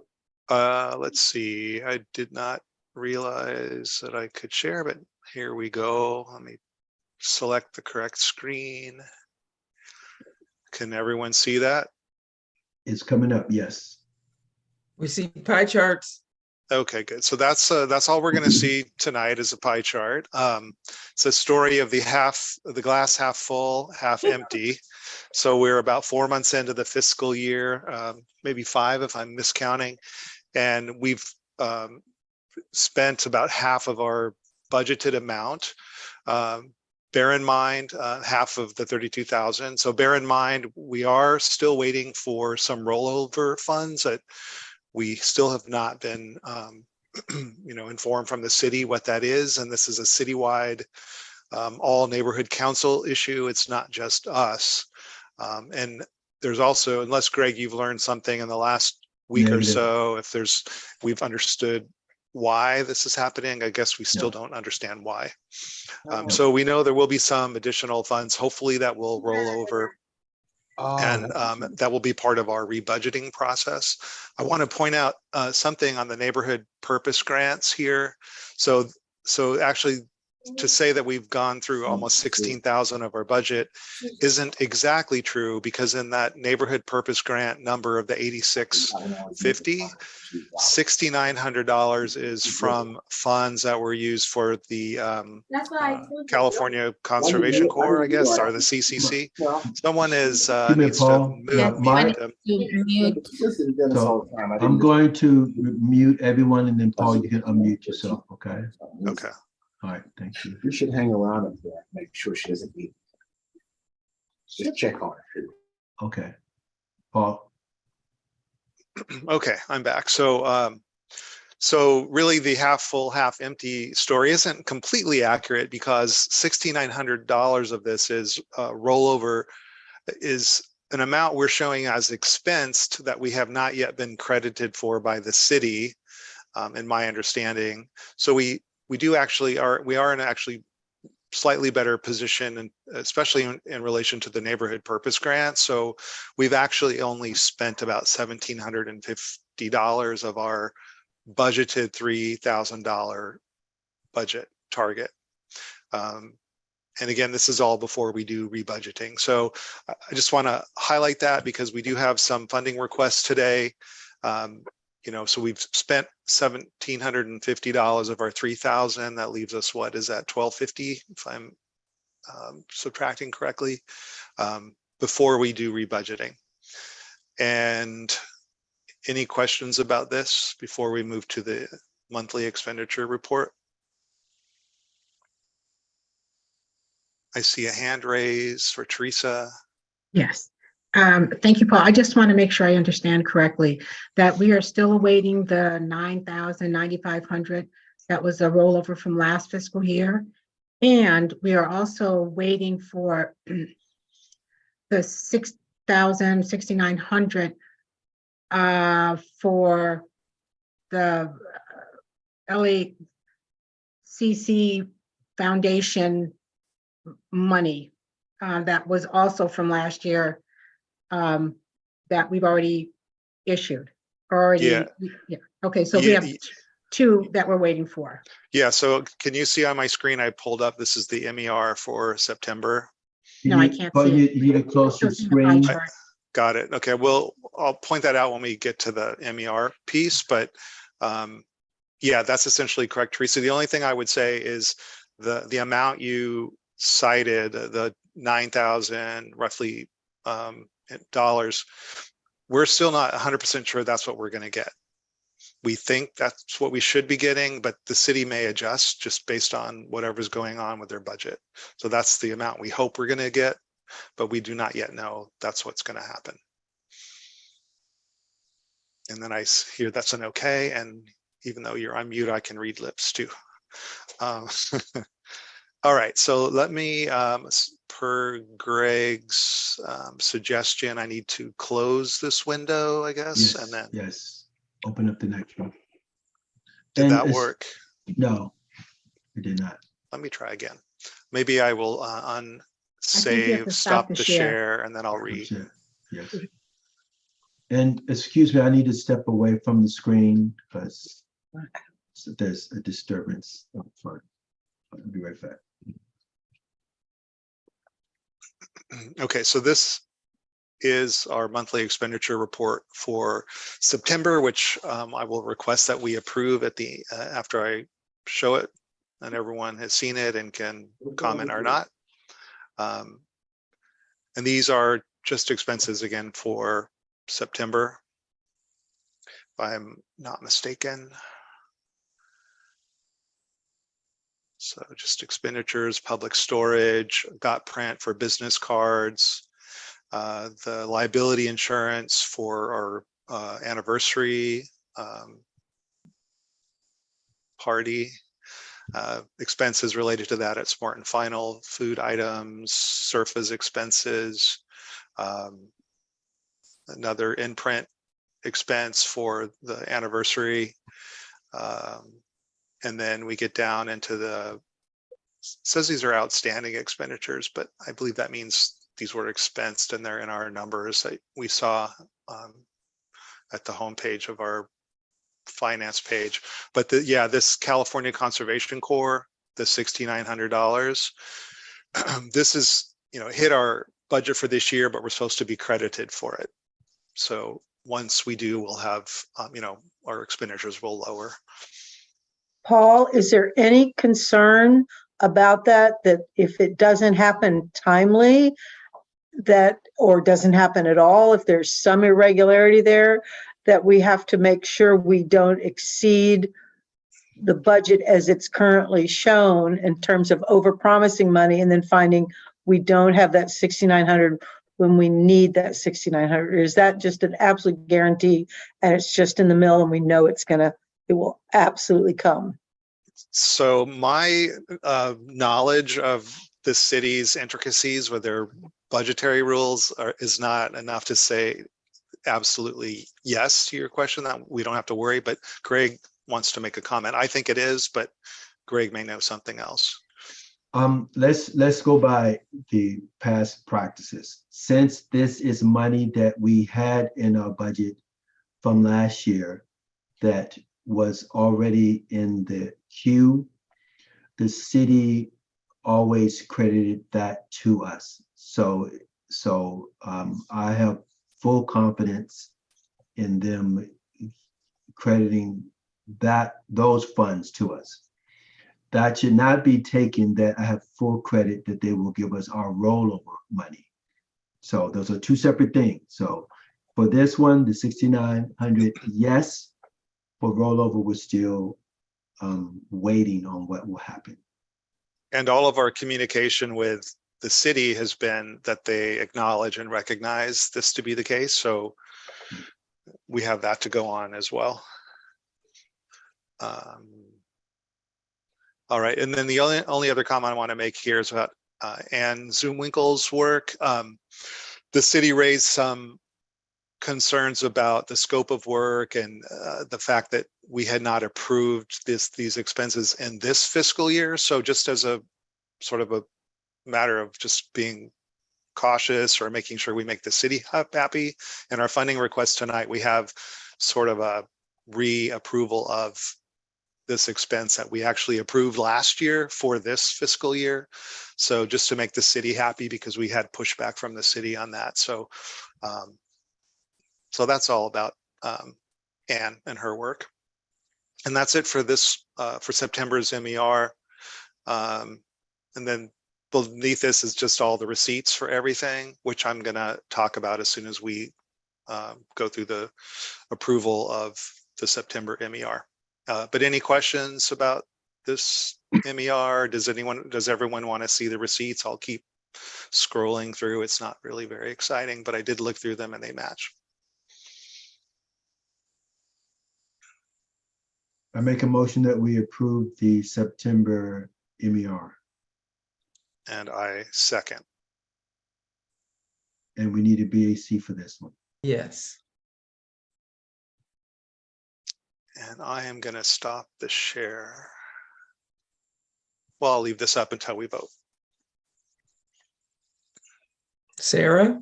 Yep. Sorry, I was waiting for the. Okay, we are at Jasmine. Yes. Thank you. Nuriel. Aye. Dolores. Yes. Raheem's not here, right? Correct. Taylor. Yes. Paul. Yes. Carlos. Carlos he drops in and out on his. Okay, no worries. Laura. Yes. I am a yes. Paula Southern. Approved. Grace, Yes. Dennis, Yes. Teresa, Yes. Michael, Yes. Chris, Yes. Greg, Yes. Ivy, Yes, that's, yes. But I couldn't see any of that.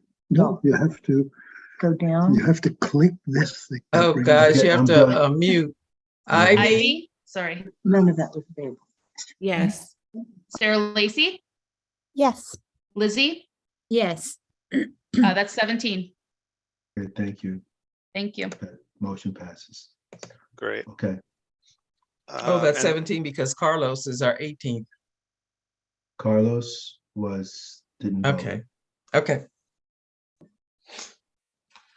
So the last item I really wanted to bring up is just, it's really only applies to those who are, who have a credit card for our neighborhood council, and then those who are expensing and need the person with a credit card to charge the expense to the card. We've had a couple of times now where the city gives us pushback because the receipts we have don't match the charge on the credit card. This typically only happens when there's an online charge.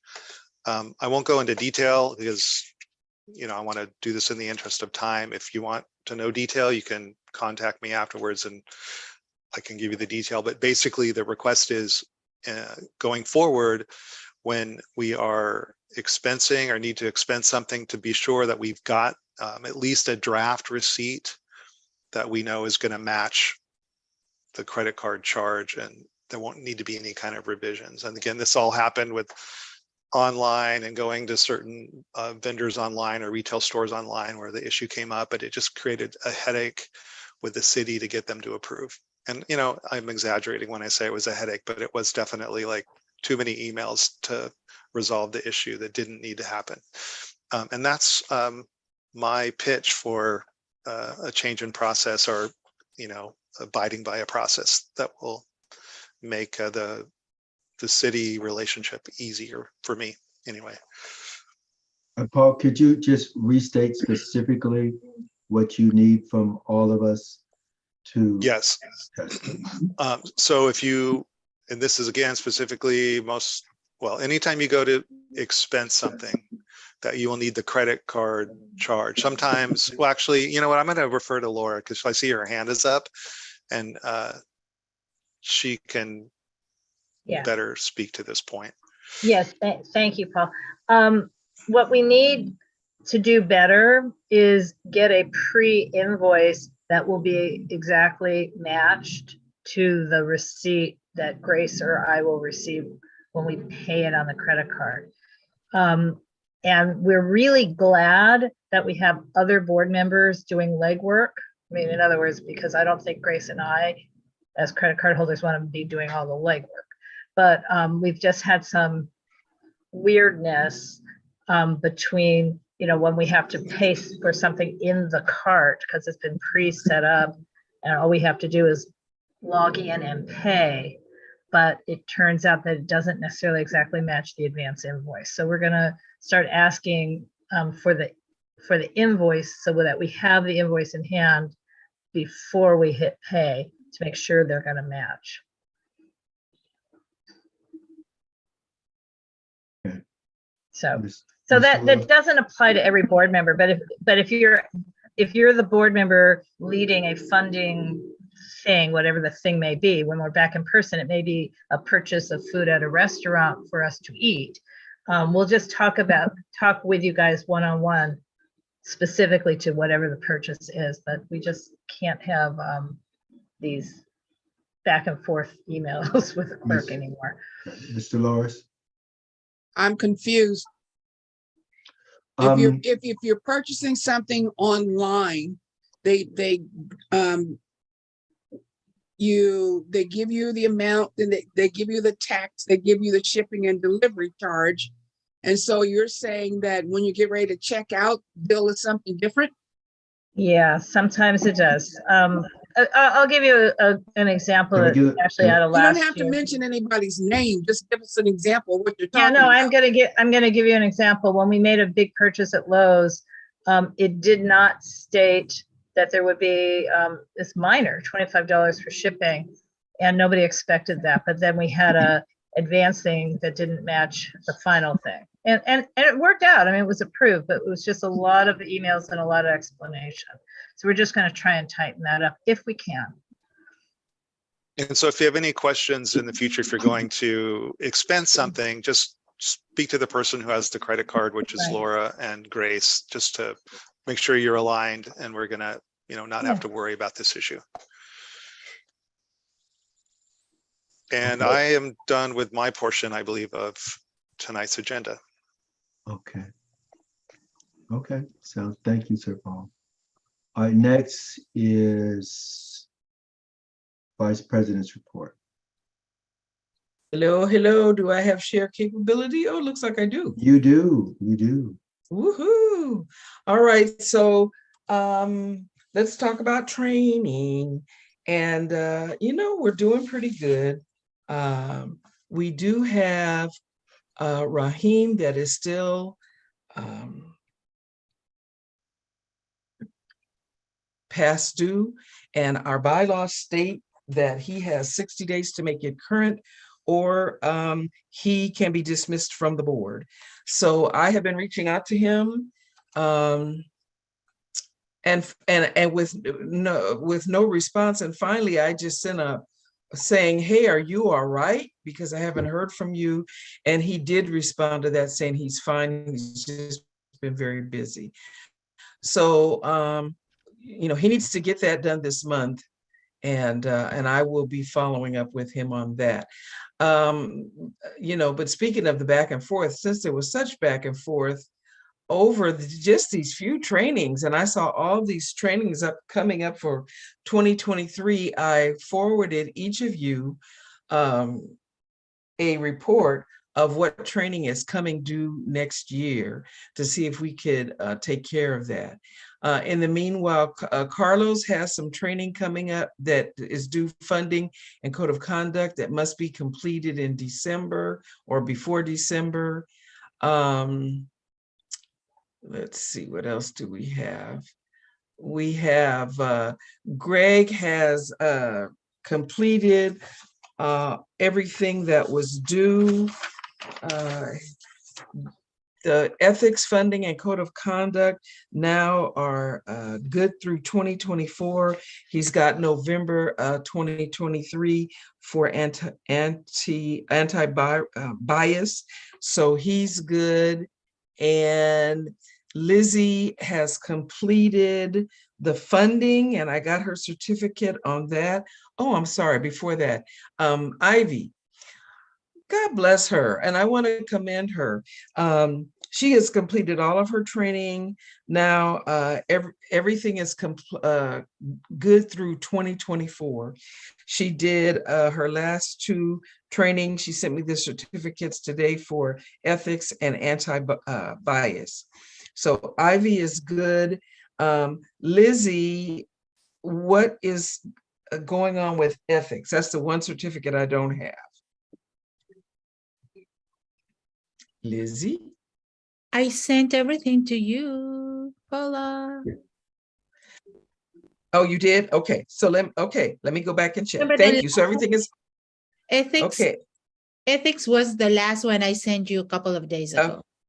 Okay. Thank you. And I got the funding so Lizzie is good as well. So the only outstanding concern we have is Raheem, and I will be following up with him again on that. And I just want to say training in our standing rules. If you're new, you have within 2 months of being seated, of which thank goodness Ivy has done that.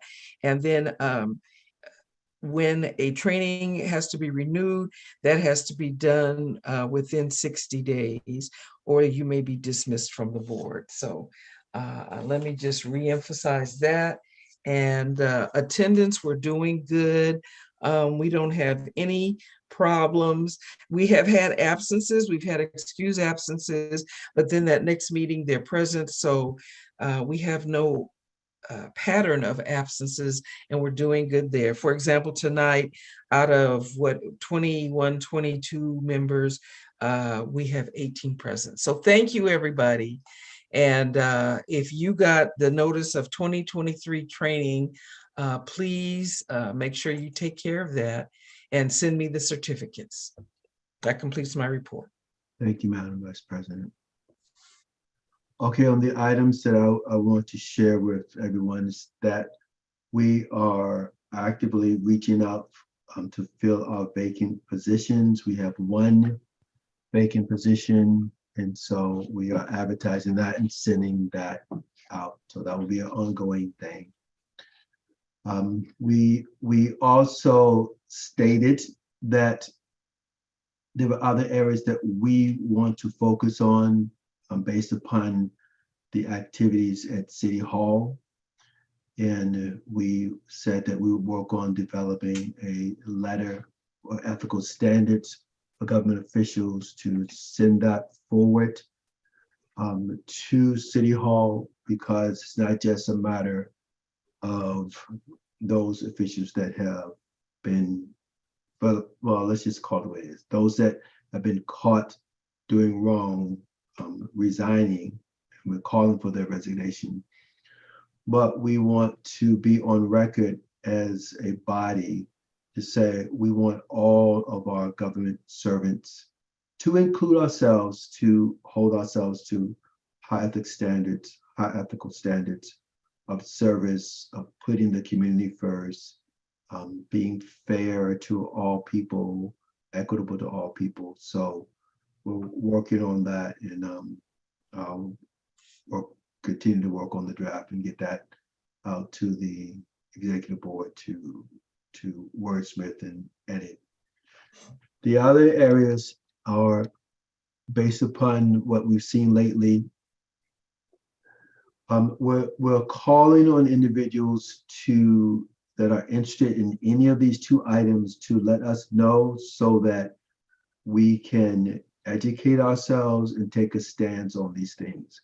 The next area is related to the city charter, proposed changes to the city charter, how we go about filling a vacancy when a seat is vacant. We know the history of the Margaret Thomas and the Wesson, and then filling that position. But all of that took our council, our district, through a period where we weren't represented. So that's an issue of the city charter. So if you're interested in working on that, understanding the city charter, let us know so that you can be the point person or one of the people working on understanding that and making us all smart on that. Also, based upon what has happened in our history, recent history, we know that the state said that they will review what has happened with our redistricting process. We just want individuals to be aware, and we know some of you do that naturally, but be aware of what is taking place on those issues. This is not an issue of if we received what we wanted or didn't receive what we wanted, but we want the process to be transparent. And we also want to be aware of, if the state comes down to review that we keep one another informed of what's going on with that. So if that is an area that you're interested in working on, please let us know. I want to share this on the agenda, so bear with me.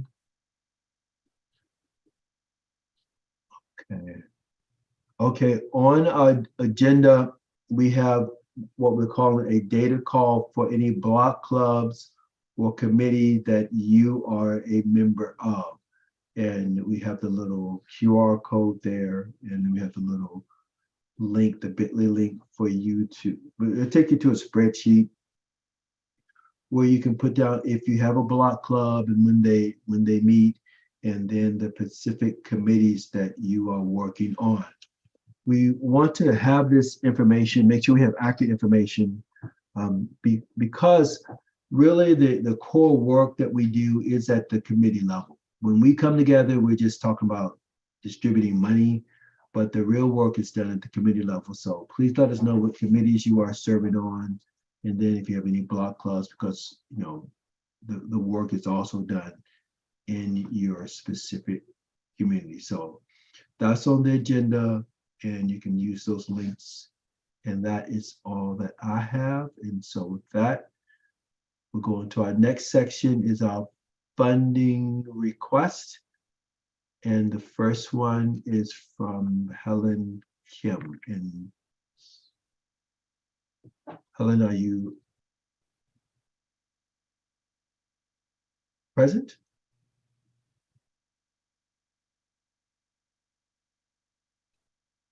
Let me see, she's still here. Helen. I do not see her.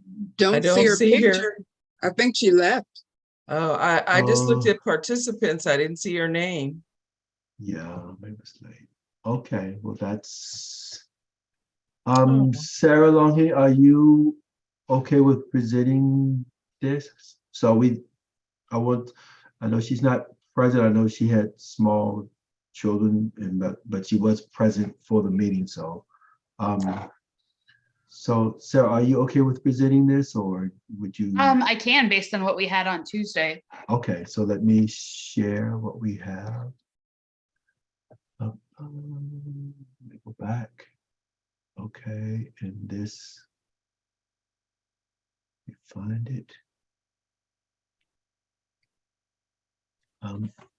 I'll do the exhibit part. How's that? Yeah. Okay, appreciate Greg, it. Yes, ma'am. I moved all of the stuff from executive into the current governing board agenda packet and left in the executive a copy of each thing. But all those. What? I did not. First, was that you, Laura? I assume That it was was. Laura speaking. Laura Myers Okay. is speaking. If What's you're your- looking at executive, it's all going to say copy of, because I put the actual forms into the governing board agenda packet. Teresa's shaking her head no. Laura, your voice is really low and it's garbled. We cannot understand what you're saying. And yeah. Okay, So, sorry. There you are. okay. What? Okay, so can we? Yeah, go ahead. I'm not. Okay. This was for the butterfly garden. So I'm trying to remember, I can look at the minutes. They wanted funding. I know most of you remember Helen came to the last meeting asking for money for a donation for that banner, which we approved. And this is another project that she had mentioned then, but she needed to do it separately. And the exec committee approved $600 toward this project. I don't remember the total amount that it was going to require. I want to say 1,800 is the number in my head, but I don't have that in front of me. And that will help establish new plants and get them. I can't remember how often the maintenance was. I'm so sorry that I don't have all that information. It's okay. So I have it. And I'm not even sure it's in there in the minutes because she gave us a decent form, No. but that would be in the packet. It's in the form. So let me find that. Okay, let me yeah. stop sharing that. Okay. So the issue, and I also want to state that we had several funding requests that came before us. One of the things that our treasurer is reminding us of is, just we need to be mindful of the budget that we have set. And he reminded us of we set a certain level for NPGs and that we should do our best to stick to the budget like any good household, any good organization. So when the funding requests come before us, we may not be able to give everyone everything that they're asking for.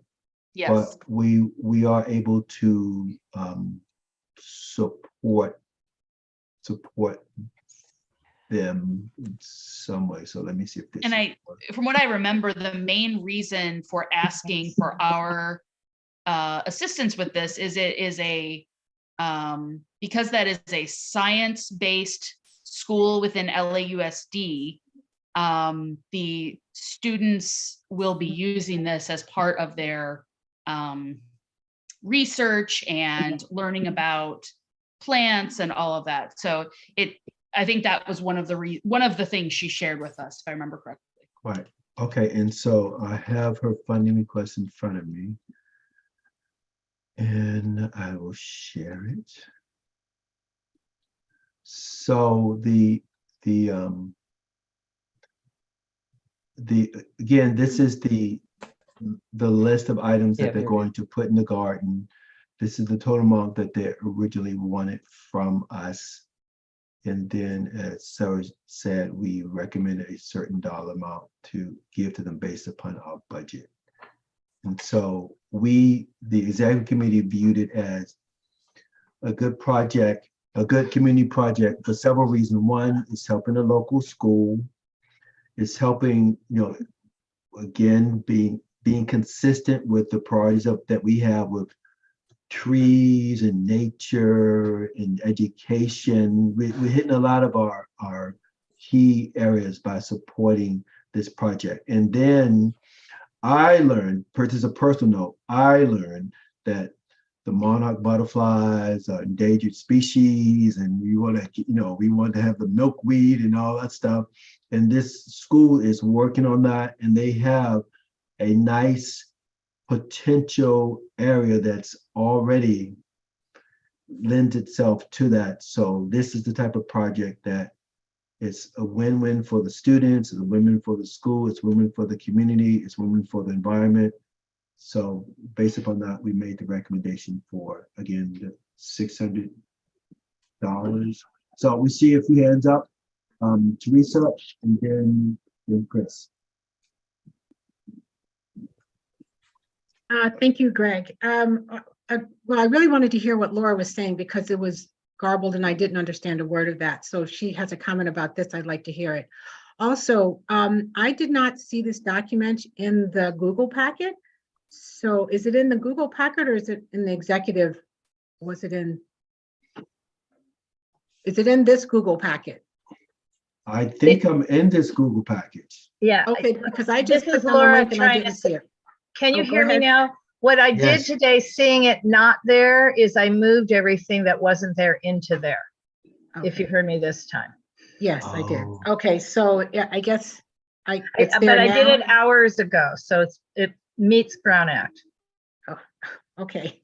And then my other question is when Ms. Kim spoke at the executive meeting 2 meetings ago, she mentioned that they were planting a garden there. And I asked about that because, that's another passion of mine. And she said that Theodore Payne was coming in and was going to do it. So I kind of don't know what happened with this, that now all of a sudden she's coming to us asking us for money. So, but she's not here. So I guess I'll just have to make my decision based on what I feel. All right, thank you. Chris? I have the same reaction because when she did speak, can people hear me? Yes. Yes. Okay, that Theodore Payne was involved. Now, I just see Theodore Payne as a source material that they're buying the plants from. And I'm not, I would like to see that there would be matching partners. We have already made one contribution to this entity, and there are many, many equally deserving entities throughout our district. So when they come back a second time, particularly a project like this, that is so easy to get. I mean, there's numerous grant sources, there's numerous neighborhood businesses that would match stuff in kind, that they should come in with us, some established sources that we contribute towards a match. We are not people's primary funding source. And it seems very inverted from how it was referred to when she presented last time. So I would suggest we ask them to maybe go and look for additional partners and we match what they find. But and then Laura, so. Well, a couple of things. One is actually, unfortunately, the agenda says $500. So if we were going to approve the top I was going amount, to that would correct be and the say, top. Sarah, it was 500. The 600 is for the other. Another thing. Right, the other. No, in executive, we said we would match and we would do 600 for both. Okay, In- well, the in problem minutes from is, that night. Okay. yeah, I wasn't there. I but don't the remember agenda that. Now says 500. And also, this would be more of a question for Teresa. For the monarch butterflies, did the agenda pack of the application that Greg just shared, did it have the right milkweed on it? Because I'm always concerned that we plant wrong milkweed and then the monarch butterflies do not thrive. Well, let me take a look at it, and then, but also if she's getting any help from Theodore Payne, they are only going to promote the narrow leaf milkweed, which is the native milkweed. Right, but it didn't say narrow leaf milkweed on the thing, it said something else. That's why Okay. I'm concerned. I just Showy let me take a something. look. Okay, so I'm gonna say I agree and disagree with the idea that we can't give the same entity two grants. I mean, we've been helping Garden School Foundation, we've given them several. that's not what I said. I said that when they come in with a project like this, there's multiple funding sources for a butterfly garden on a school site. I've done a lot of school grants, a lot of nature grants, but there was the presentation that Thomas Payne was going to be doing. And I don't see that Thomas Payne is contributing. I see them being a vendor source. And so I would ask them to work put a little more ducks in order, that they get some, matching things that we match, not that we be the primary funding source on multiple go-rounds. That was my concern. Not that they can't come back more than once, but No, I would agree totally with that. I Okay. mean, because the application didn't really say who else was giving funds. And with planting materials, there's always more needed anyway. So, Okay, so Paula? I don't know exactly what Chris is proposing, but I'd be okay giving them less. I'm not really okay giving them zero. I might be okay continuing it to next month to have a more finessed application. Paula? might we, to Laura's question, what I guess I'm suggesting is that maybe we set an amount, maybe less, but we ask that it be matched, because that's not a heavy lift in this area. And so, and if they need help with that, I'll be happy to help them with it. But it just seems like they're missing some real opportunities to build greater networks and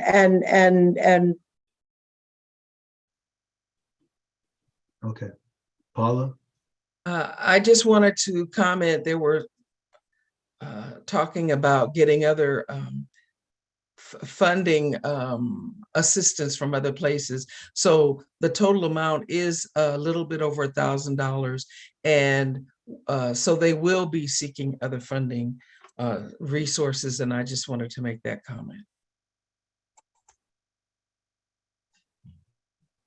Okay, so can we, from the executive board, can we clarify a few things? One, what was the dollar amount that was requested? Was it 500 or was it 600? Paul? She actually requested more, but we said 6. Okay. I remember 600 getting it. Yep. Okay. Yeah, Paul was the one who Finalizing at said, let's 6. make it easy. Both of the funding requests from that meeting received recommendations of 600. All right, thank you. Hmm. Okay, all right, so, and Paula stated that they were going to seek additional funding from other organizations. And then our concern, based upon the document that we have in front of us, that is not seen on the documents that is in front of us. Right? Okay, all right. Yeah. Okay, Also. okay. Yes. Well, also, it's not an NPG, so I'm not even sure the way it's being requested. Are they asking us to go to Theodore Payne and buy plants from the vendor and then give it to them? Because I think that's no longer allowed. No, they're not asking that. Right. So that's what I mean. It's like, are there, I think it's supposed to be an NPG. On top of everything else, I feel like, and we can't vote for 600 because the agenda says 500, even though you guys had said 600. Yeah. I remember 500. Yeah, Can I but we can't exceed what's on the agenda. Can I move to table and we figure this out for next month? In part also because, and this is a side issue, but the banner that we said we would, that we wanted, we have not sent her a design. And so she emailed me today asking about that. And is that Raheem's department? Do we have someone else designing it? I don't know. I forwarded it to Raheem and That would Greg, be- but if we're already behind on assisting them, maybe we need to cover that part and then worry about this when we have more detail from her. I Okay, second that motion. Okay, Okay, so we're tabling. yes. So I moved to table. Teresa, did you second? Yes. Thank you. We're gonna vote on that by show of hands. Will that meet the protocol? Yes. Okay. Done. Okay, the next issue before us, let me go back to my handy list. From A Night Light, who is representing their organization tonight? Miss Bailey was not able to be here, so she said someone else would be here representing her organization. And I don't see anyone here representing her organization. Okay, so. So, yeah, I move that we table that. Well, yeah. I Or what- second. Yes, it's, yeah, there's no one to represent it, so we don't even need to move to do it because we don't have anyone to represent it and speak to it. Okay, next item is approval of the 2022-23 scope of work for contract zoomwinkle.com. This is an administrative update. Well, let me share the document. As Paul shared some of this earlier. This is an administrative update. Can anyone see this? Yes. Administrative update to this is something we've already done at the beginning of the year, or I guess in last year. Administrative update to approve the contract for UNC web maintenance activity related summary scope of work for zoomlegal.com, estimated a 6-hour average monthly, total annual cost not to exceed $5,400. UNC Governing Board previously approved the scope of work and contract in May of 2022, and also approved the FY 2022-23 budget reflecting the approved funds, but the scope and contract needs to be ratified within the current fiscal year. So that's the latest and greatest thing. So that's the motion. If we could just go ahead and vote on it without Laura, I don't think we need to. Yeah, so any questions? If not, I'll make a motion that we approve this administrative update. I think Laura has a question, or are you No, voting? just noting for board members, it is in the packet. The document is in the packet. Okay, so I that's the second that motion. Let's vote. Okay, we need a BAC on this. All right, Jasmine.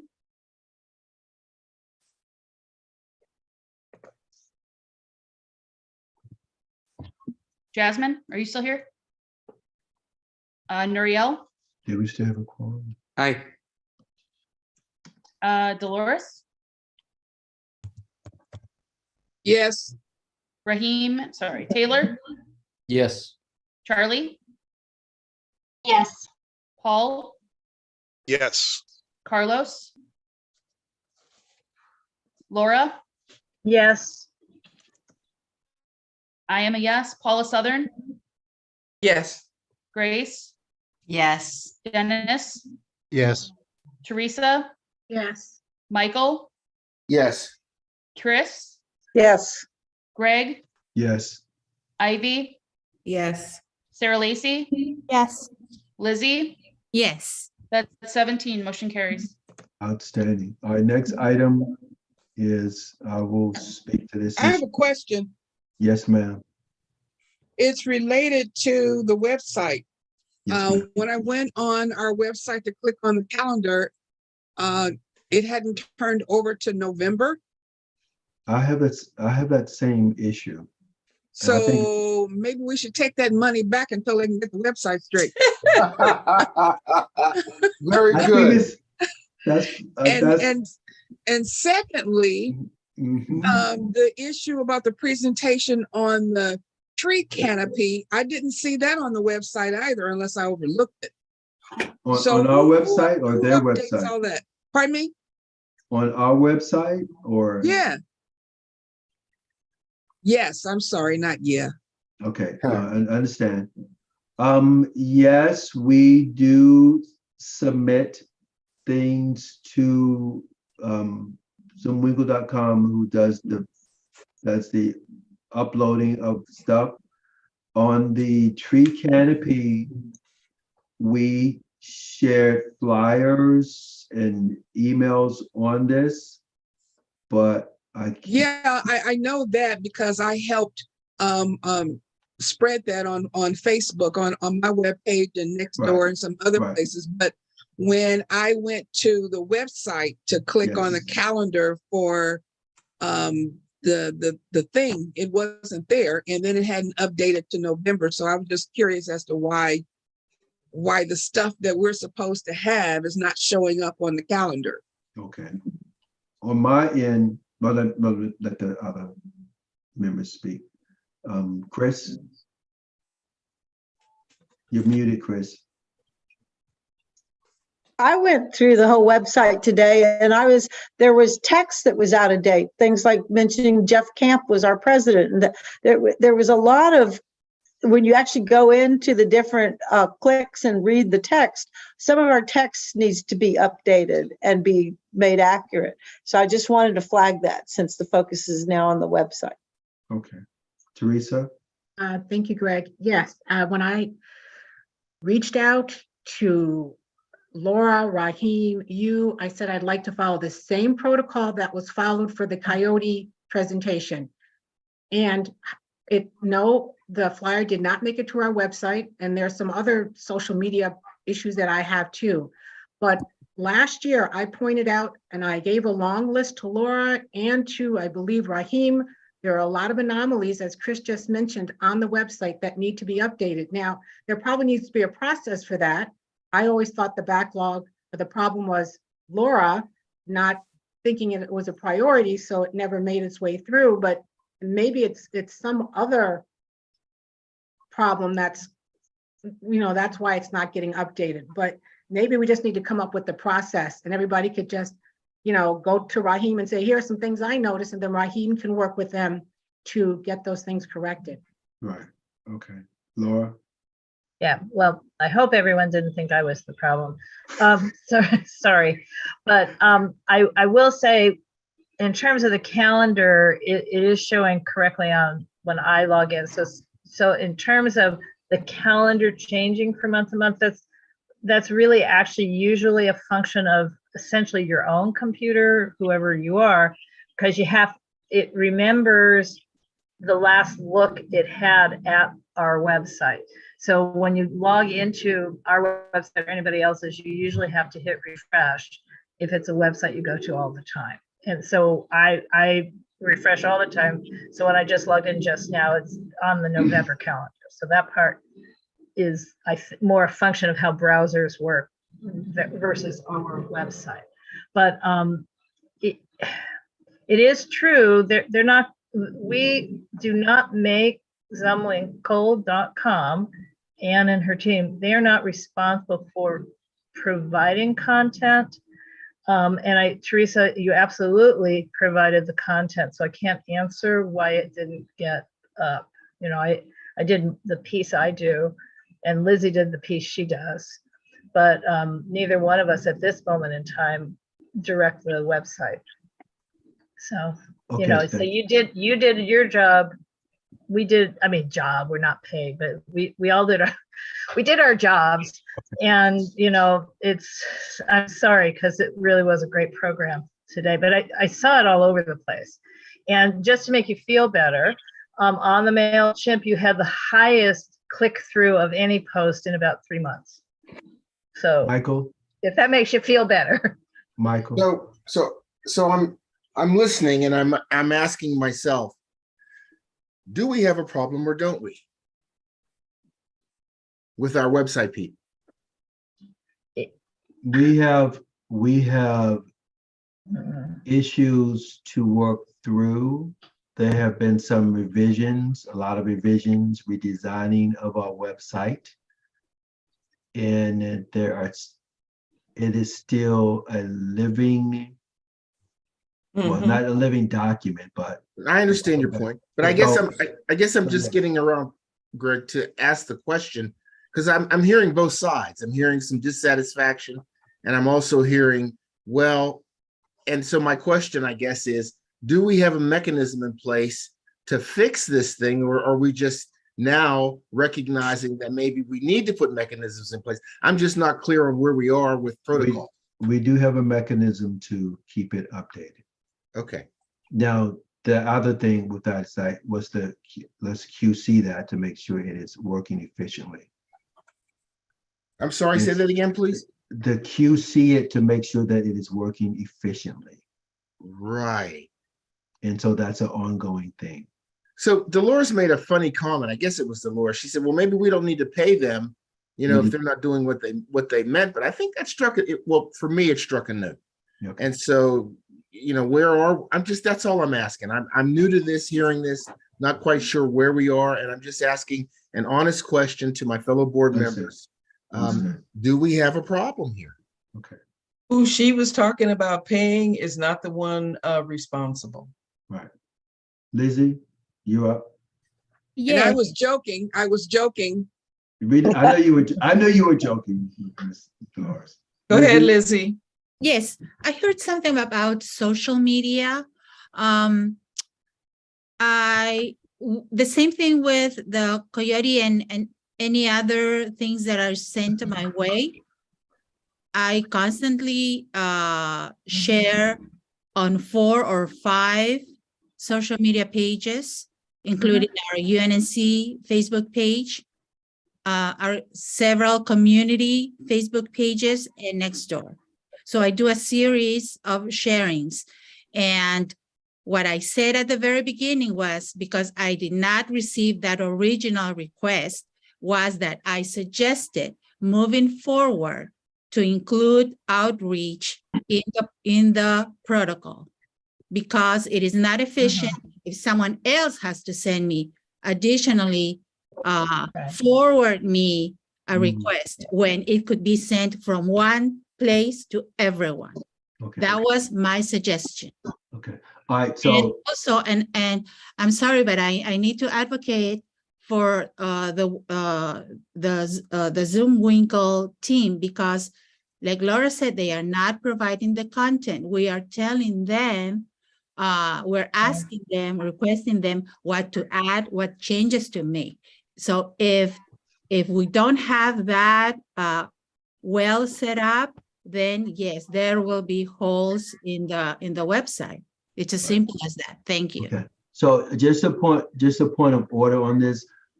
The motion that is in front of us is not a motion to critique the quality of the work. The motion in front of us is an administrative issue of something that we have already approved. So, I know we see things and it sparks other thoughts, but for protocols, that this is something that we have already approved. And in our mind, it's already done.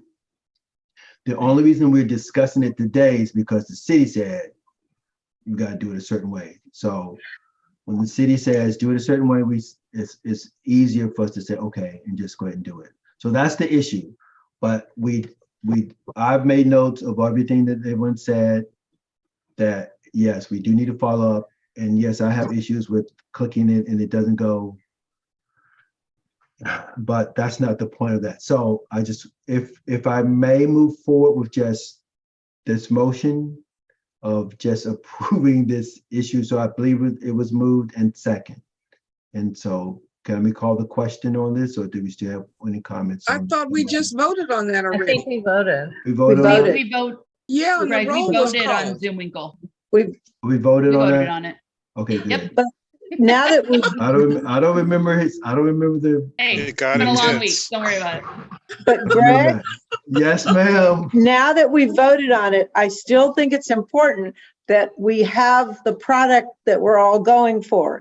And I'm looking at our UNNC.org webpage. It cites Dennis Jackson as chair of executive committee and Jeff Camp as president. But most importantly, it states a definition of stakeholder, which is not the definition of stakeholder that we are going by. problem.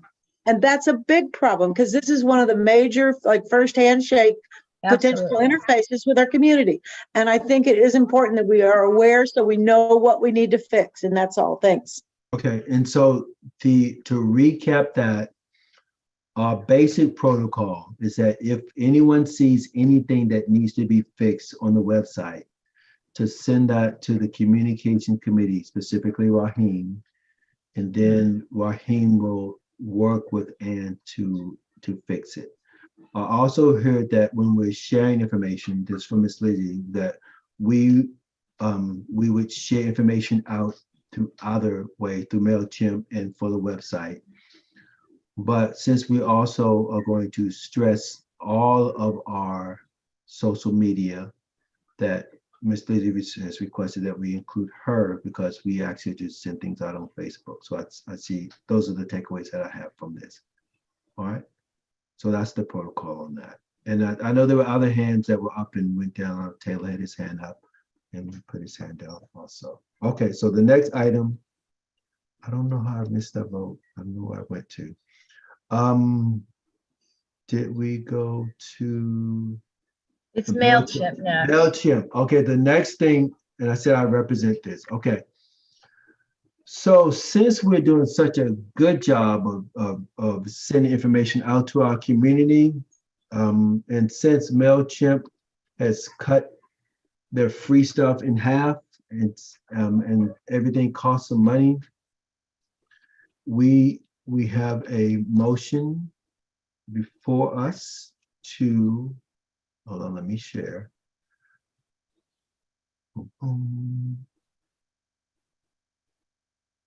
Here we go. Requesting $450 to upgrade UNC's MailChimp email subscription. And then that's based on $34 a month. But so we want to upgrade our MailChimp account, want to pay for it rather than just using the free account. $450 to upgrade. And how many emails do we get a month for that? Well, they've cut back from 20,000 to 10,000 free. So that would be 8, now it'd be 8. And I don't even know when they cut back because we had not exceeded 8 until we did. Until we did, and we got stuck and we were not able to send some e-blasts. The question is, for the 450, how many emails are we getting? Oh, 25,000. 25,000. That's not 25,000 emails. It's in the number of emails we send. So if we have 1,000 subscribers, we have more than that. We can send enough 25 emails, but we have more than that. So, it depends how many people are subscribing. 25,000 contacts. Yes, and it could be the same people, Right, 10 times. Multiple times. Yeah. Like the multiplication table. Okay. 5 times 5 is 25. Okay. All right. So that's the motion. So that's the motion that I make. State again, approve $450 for MailChimp. Right. I need a second. Oh, I will second. Laura, second. Can we call the question? Let's vote. All right, Jasmine. Abstain. Okay.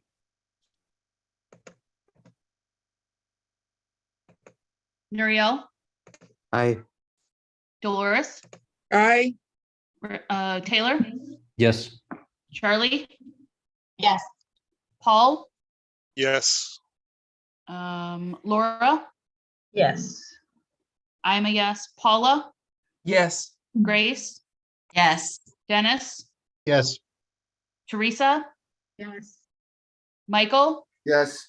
Chris, Yes. Greg, Yes. Ivy, Yes. Sarah Lacy, Yes. Lizzie, Yes. motion carries 17. Thank you. Next order of business is the UNC standing rules update.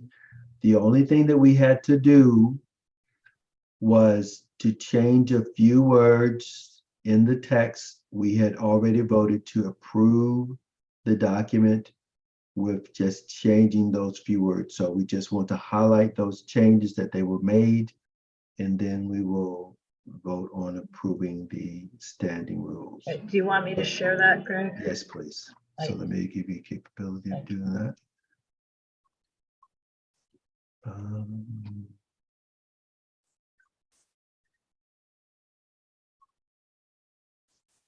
You are up.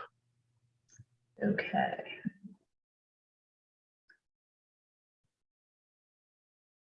Give me a moment.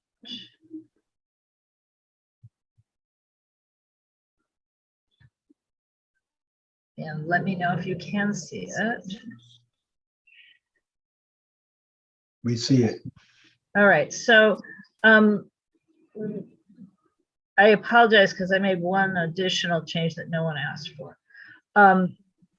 So here's the change no one asked for. There was the list of committees, and I can take it back out if you think I should not have it, but since we've had an active environmental committee for some time, some years, I added an H, but nobody asked for that, so that wasn't the chore for tonight.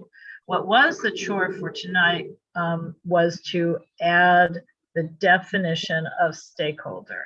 And of course, I forgot to make it red, but here you go.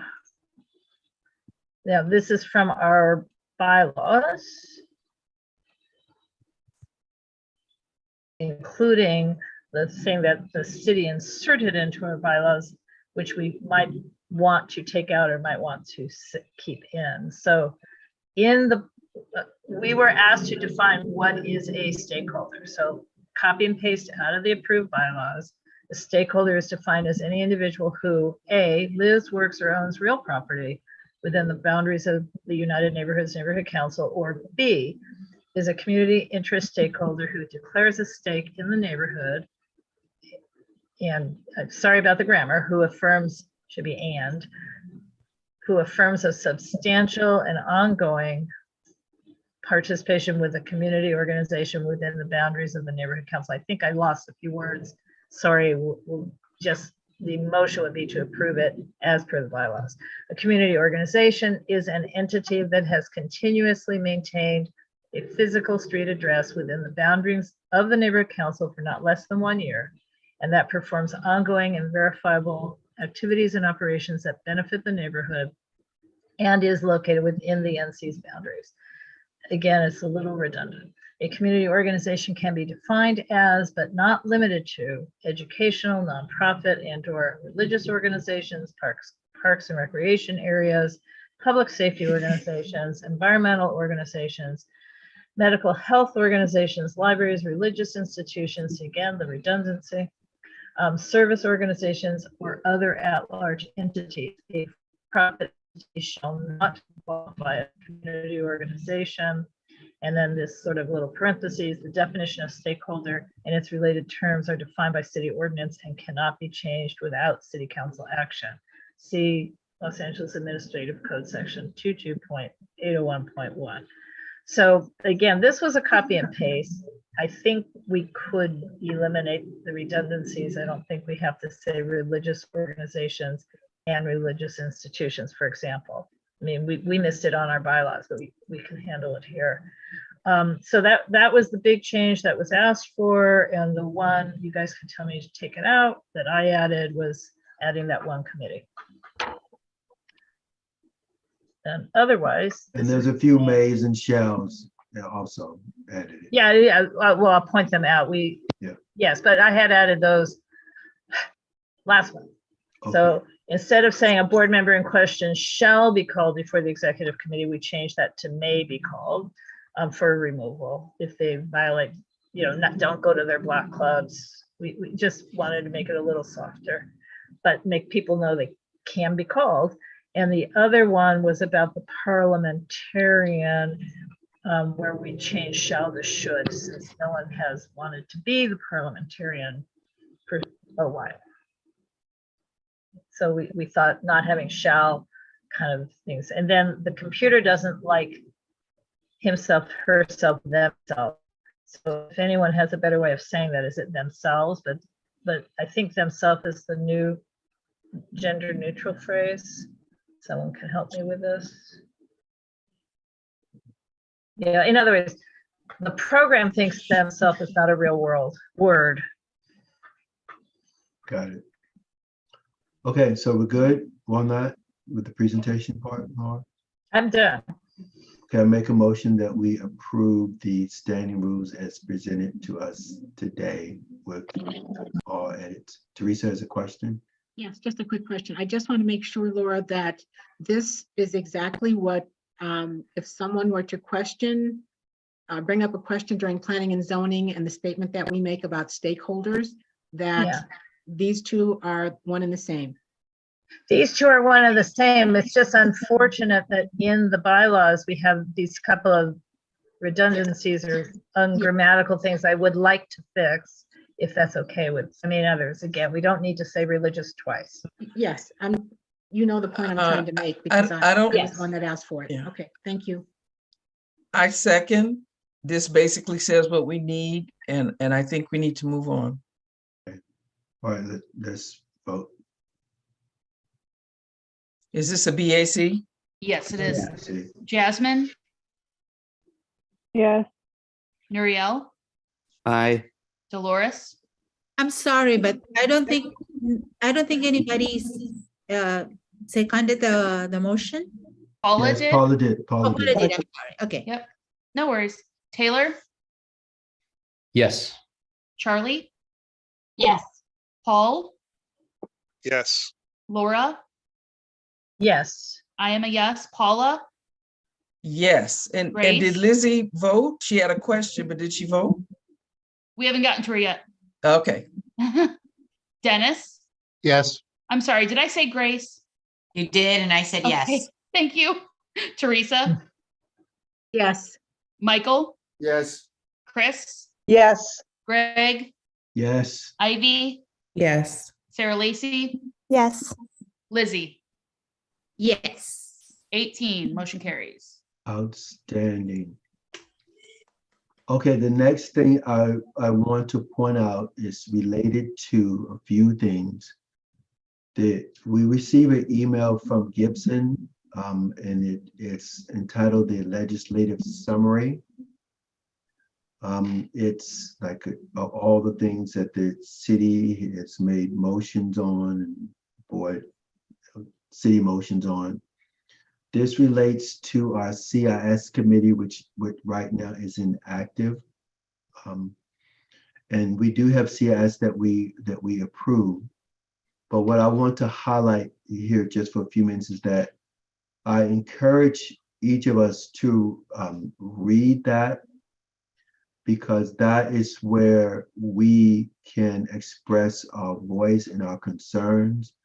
And if you see something in that legislative summary that you think should be brought to our attention, that we as a board should take a position on, please feel free to do so. You can email me, say, Greg, I think this should be added to our agenda for discussion.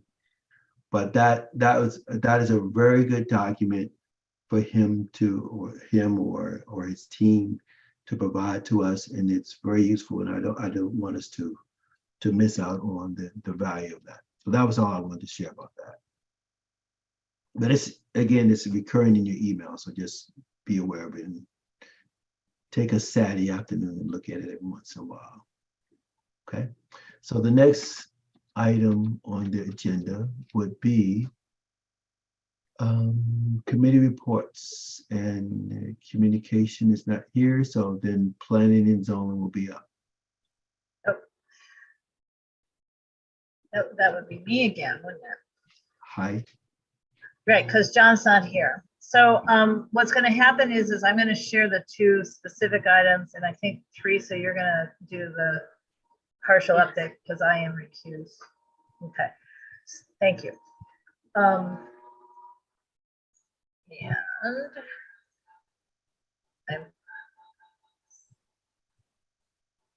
So Planning and Zoning Committee had a kind of detailed conversation about this, but the full letter that I'm posting now is in your agenda packet. This is a proposed draft letter to the City Planning Department and to Council District 10 regarding Zemus in particular. It's hard and to- special overlay districts. Hard to No. understand you, Laura. No, what's going on with your Yeah, system? You I were have, clear. Now you're I not. have no idea. Can you hear me now?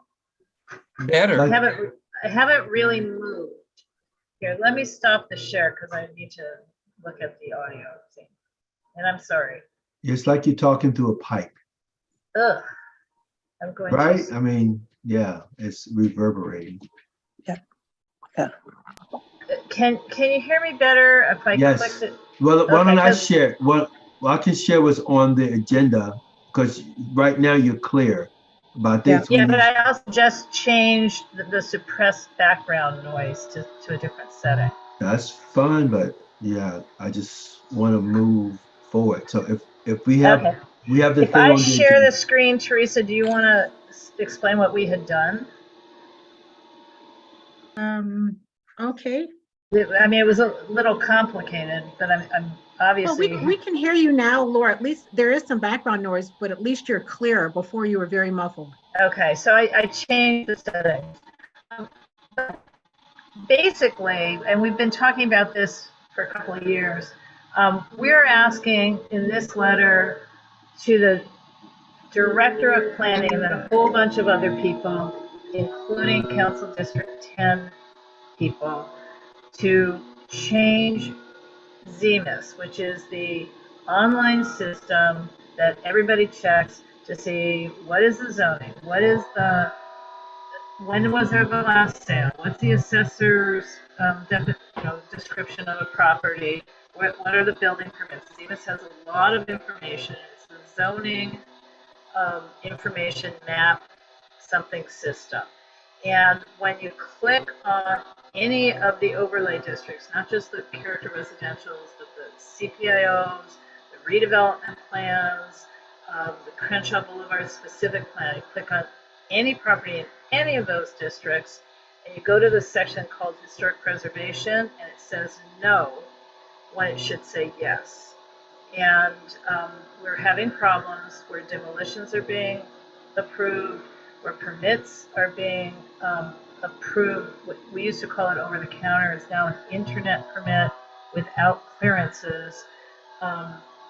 And when code enforcement, when we try to get an issued permit reversed, building and safety itself looks at Zemus and sees the same information everyone else does.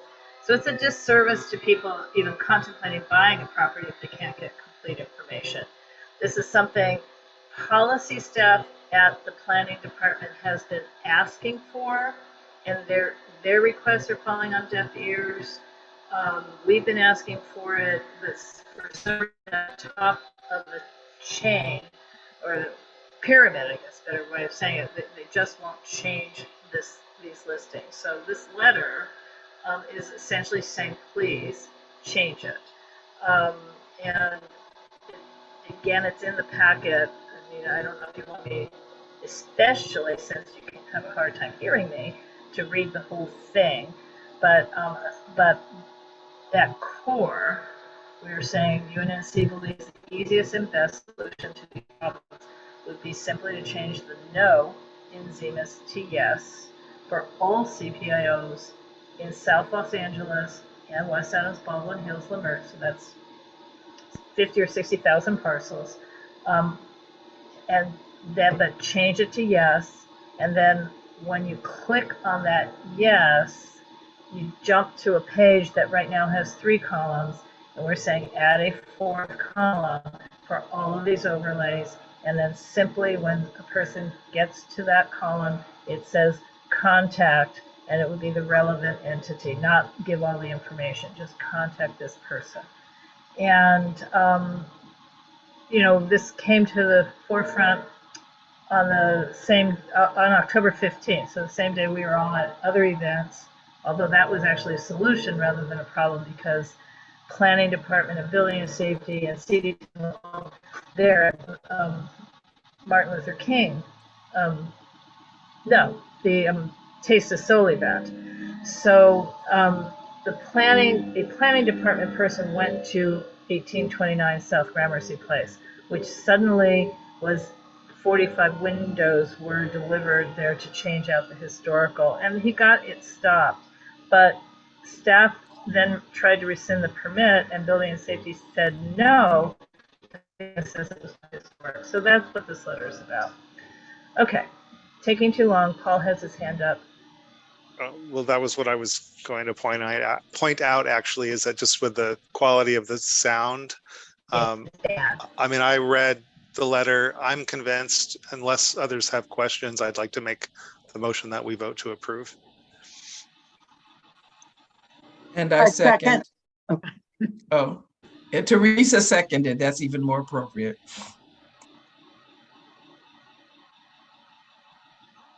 Okay, and Greg, you're talking without being unmuted. Yeah, you're muted, Greg. So we're calling for the vote? Yeah. All right, Jasmine? I have a quick question for Laura. Sure. So the proposal here, so not all of the parcels in the area will actually Correct. be so it'll say yes. Our Because recommendation it is that they all triggers say them yes, even though they're Well, not actually. Yeah, similar to an HPOZ. It always says yes, but then when you get to the information about the individual property, it may end up being a no. But it's better to start out with a yes, because it's sort of the warning for due diligence. If you start out with no, and you happen to be a person buying it, and you just spent $1.3 million, and then find out, oops, it is historic, that's a pretty big economic disaster. Yeah. What do you have any rough estimate of how many, like what percentage of the parcels would be? Oh yeah. In the character residential overlays, it's somewhere between 60 and 70% would be a yes. Okay. And in the other, well, it would depend, because there's the redevelopment plans. Some of them have a historic preservation component, some do not. The specific plans, the same thing. But right now, what's happening is that these plans say whatever they say about evaluate a property if it's more than 60 years old, or evaluate a property if it's more than 50 years old. They all have some component of yes, but Zemas says no. And that's basically the problem. Got it. Okay. Thank you.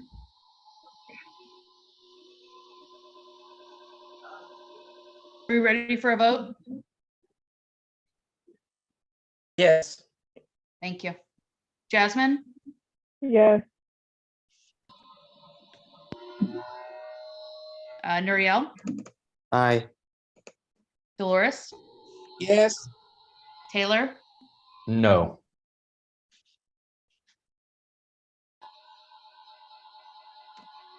Charlie? Yes. Paul? Yes. Laura? Yes. I'm a yes. Paula? Yes. Grace? Yes. Dennis? Yes. Teresa? Yes. Michael? Yes. Chris? Yes. Greg? Yes. Ivy?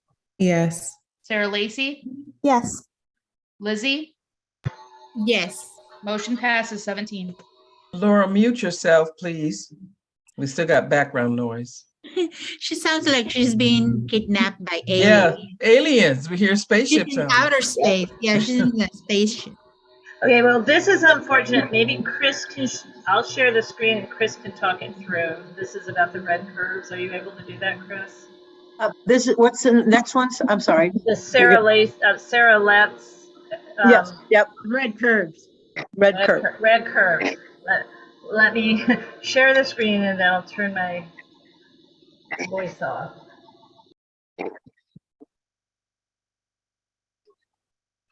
Okay,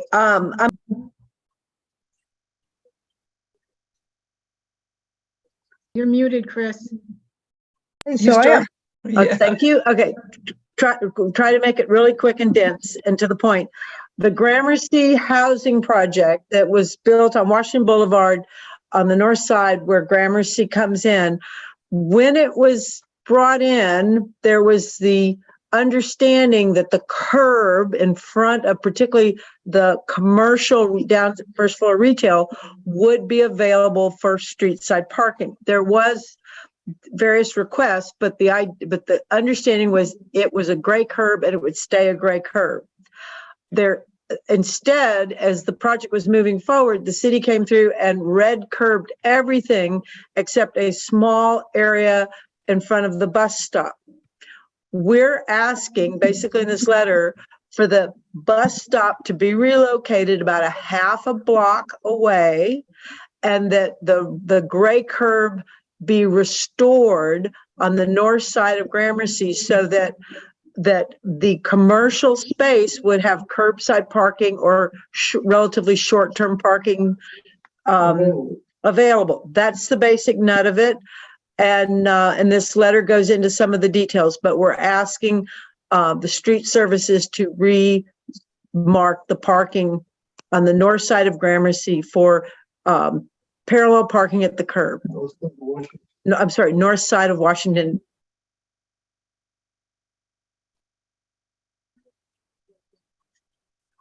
You just muted again, Chris. Yeah, I was waiting for if there were any questions. Sorry.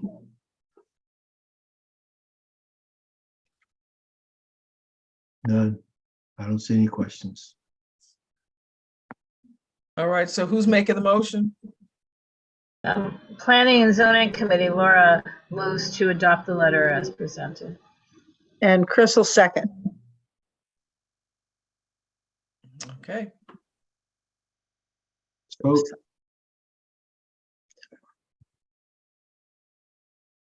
All right, Jasmine, Yes. Nuriel, Aye. Dolores, Yes. Taylor, Yes. Charlie, Yes. Paul, Yes. Laura, Yes. I'm a yes, Paula, Yes. Grace. Grace had to leave. Oh, sorry, Dennis, Yes. Teresa, Yes. Michael. Michael still here? He's still showing. Okay. Chris, Yes. okay. Greg, Yes. Ivy, Yes. Sarah Lacy, Yes. Lizzie. Yes. We're at 16, the motion passes.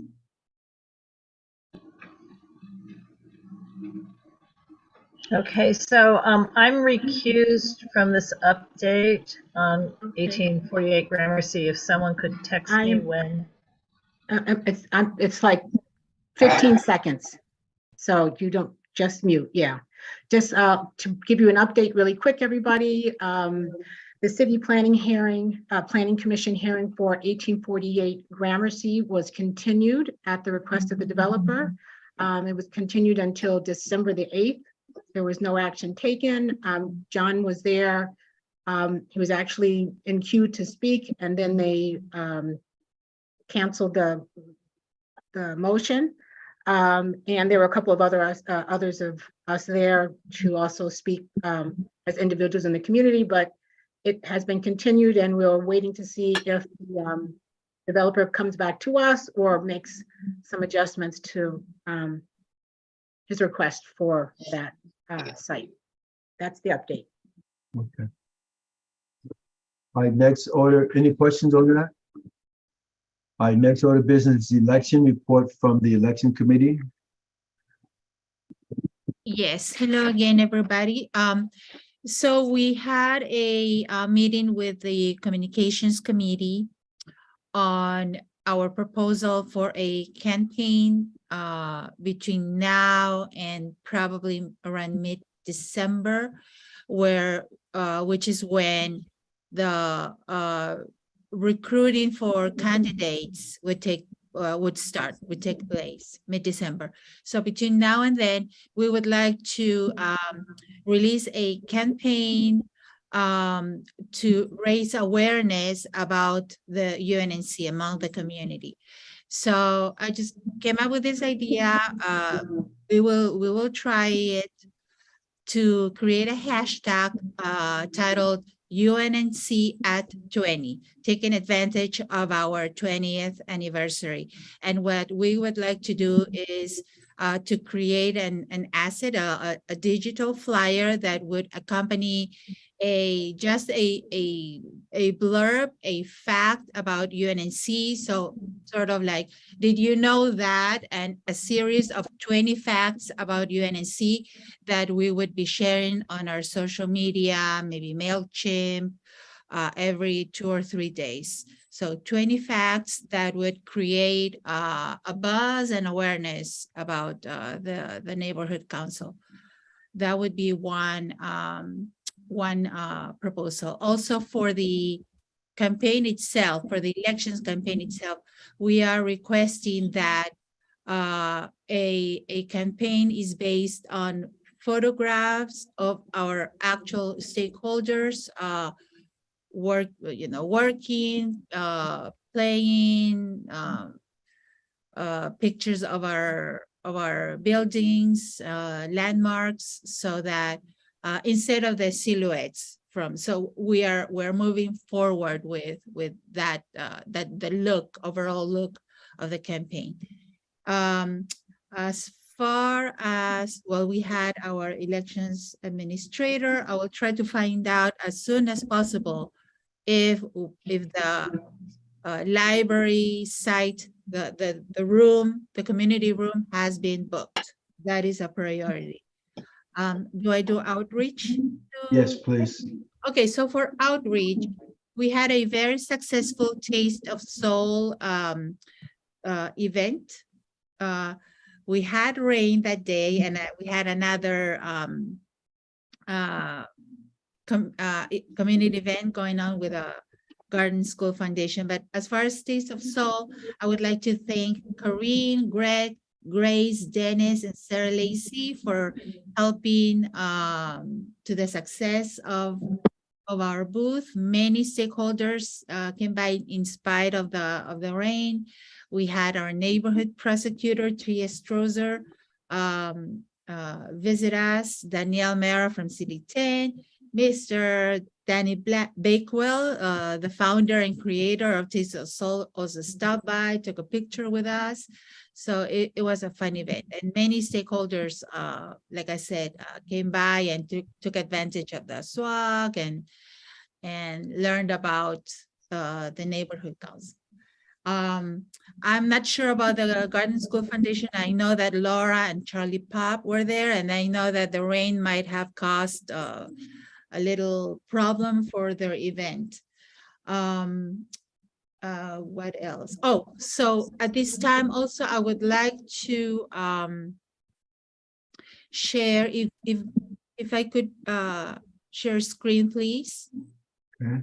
So I have a very, very short report from our Historic Jefferson Park website webmaster, Keotano. He couldn't be here tonight, but he would like to issue a very brief report about the funding that was afforded to the Friends of the Jefferson Park HPOC for the hosting of the website. So here goes. Let me do that.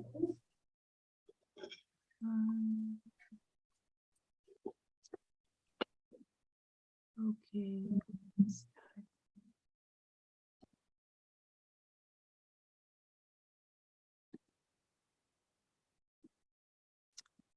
Okay.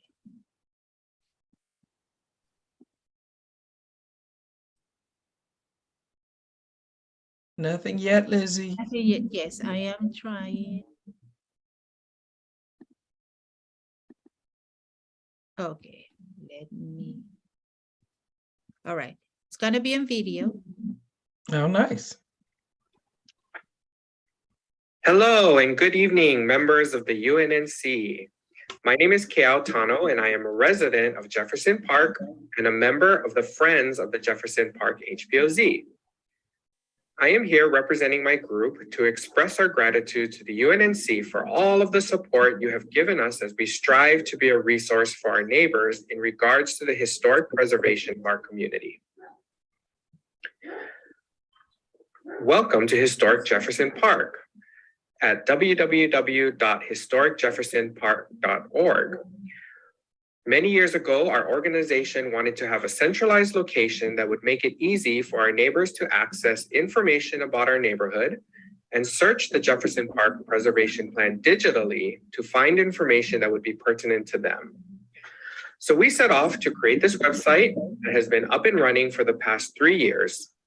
However, being a small group of people, there was really no way that we would have the resources to be able to continue to have this website up and running on our own. We are so very grateful that the UNNC decided to partner with us and support the hosting of this website. Thanks to your votes for support, all of the neighbors in Jefferson Park can now have this website at the tip of their fingers, anywhere that they can get internet reception. To show our gratitude, we wanted to make sure that all of our visitors would be able to see that UNNC is our partner and the host of this website. So we added a special dedication section at the footer of our page, and you can see it here. This site was developed and maintained by the Friends of the Jefferson Park HPOZ with generous hosting supported from the United Neighborhoods Neighborhood Council. UNNC is a proud partner of the Jefferson Park HPOZ. Now, whenever our visitors come to our website, whether it be on the home page or any of the pages, they can see this information at the footer and recognize that UNNC is our proud partner and the host of this website. So I wanted to take this opportunity tonight to really thank you all for your support and hope that we'll have a wonderful future working together on different things for our neighborhood. Thank you for making Jefferson Park a great neighborhood and a great part of the CD10. Have a good night.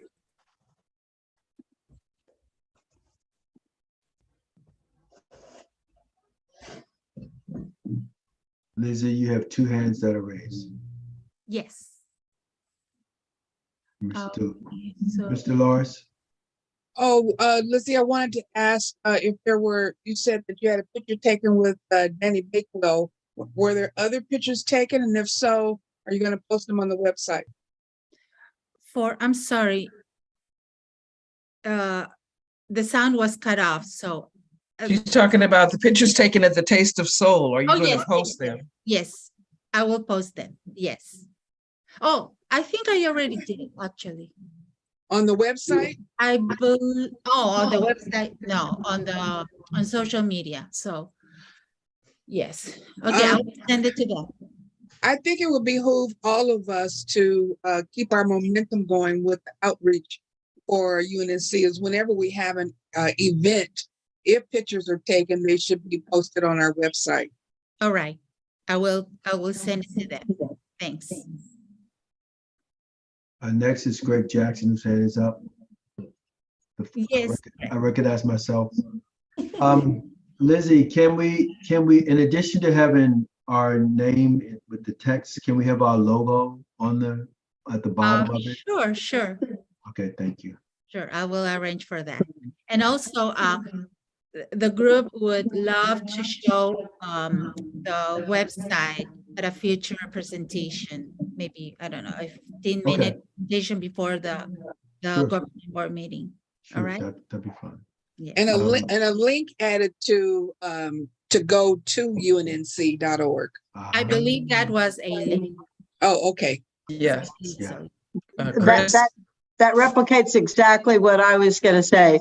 Add the logo and make sure we have our link. And it looks great. Congratulations. It's Thank really you. good. Yes, they did an excellent job. Yeah, 2 years in the making. Mhm. All right. All right, is there anything else? I think that would be all. Okay, Thank you. beautiful, beautiful. Thank you. Okay, so again, to make sure that we're sharing accurate information, we have a link for all the committees, for the committees to share their goals and visions. Some of you already, there's a QR code. You could scan that with your phone. You might want to test that out to see if that's working properly. And then there's this little bit.ly link also on the agenda where you could click on that, and that gives you a Google Doc where you could add the work of your committee, the goals, the vision, so that we can have accurate information, because of course, that would be an ongoing change. Yes, Teresa. Greg, I clicked both those links and I was unable to gain access. Can you click it now and see if you can get to it? Yes. What I have to do with this.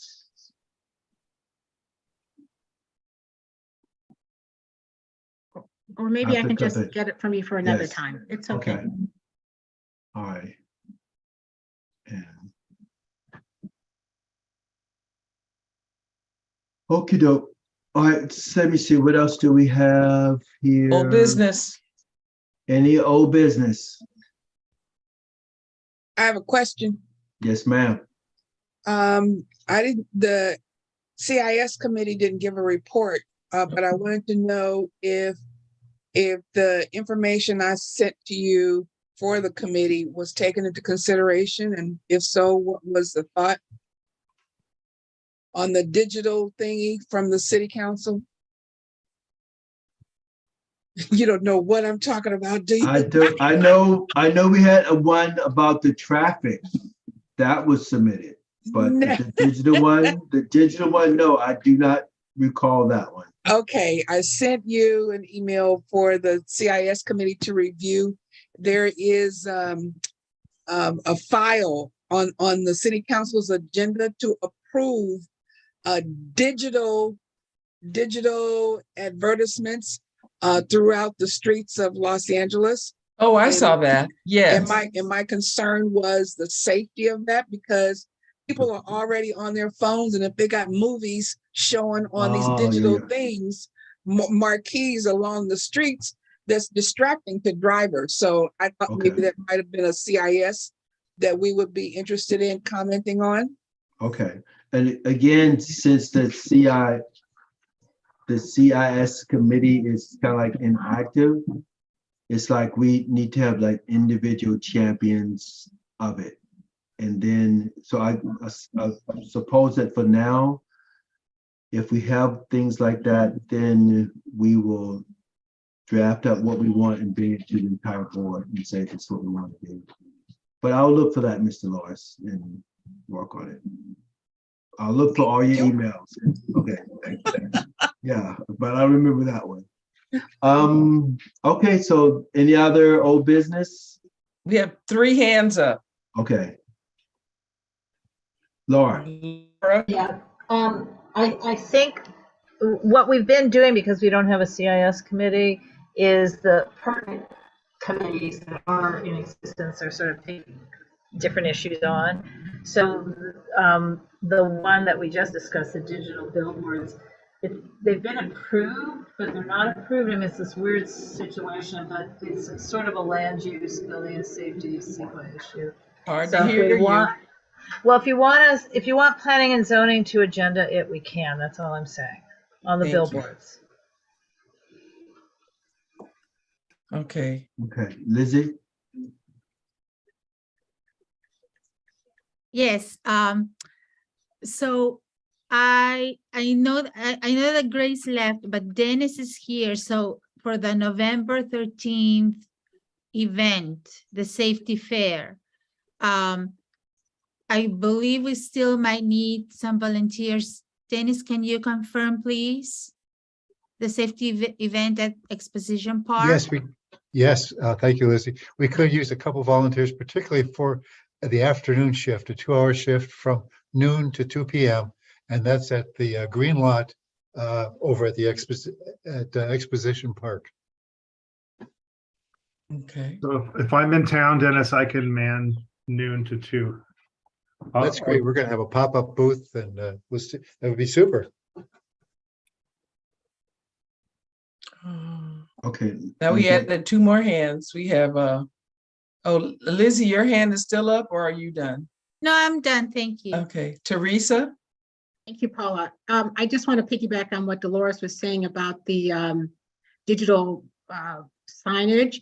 And Taylor may remember this. He put forth a motion for the mobility committee, and we supported having bus stops that had charging stations, and they were going to have digital commercials. But the same group that Dolores referred to filed a lawsuit to stop all of this digital ads. So I think it would require a discussion, and I'm glad Laura mentioned bringing it through our planning and zoning, and maybe Tyler can talk more about it with mobility to have a fuller discussion on if it's something we want to support or not. Thank you. Greg, the name of that email from Dolores is digital kiosk along city streets, and Nuriel. Thanks, Dolores. Yeah, I had just one comment, was that for this meeting in the Google Drive, it was very hard for me to navigate the large number of PDFs that were there. I think partly because the names aren't very descriptive of what's in them. So I guess one question I had for further meetings, I know it's a little bit more work, but it might help with accessibility for us and for any guests we have, is to just name the files in accordance with what agenda item they are. So if they have like a 1 dash and then the name of the document to correspond with agenda item 1, then you can just sort of sort them by name and they'll come up in the order they come up in our discussion. And I think it'll help with my preparation and might help with some other folks as well, and make our meetings more accessible to folks. Noted. Taylor has his hand up.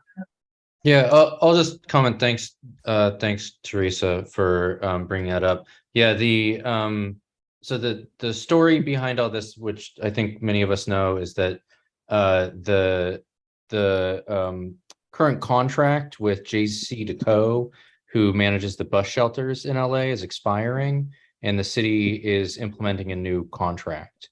And the way that the city pays for the bus shelters is through advertising. So the new contract that they're proposing does have digital advertising on it, and the advertising will pay for a lot of new bus shelters in the area, including a large number that would be on Adams and Crenshaw, for example, the very, very popular bus stops that don't have any bus shelters at all today. About a year ago, there was a group that got this shut down, and the practical effect of it, they were opposed to the digital advertising. The practical impact is that we've gone an extra year without bus shelters in our neighborhood. And unfortunately, I think if the new contract isn't approved, again, the practical effect will be that we just don't have bus shelters. So there's a little bit of a trade-off here. If there has to be a way to pay for these, and the only way to pay for them on the table is digital advertising.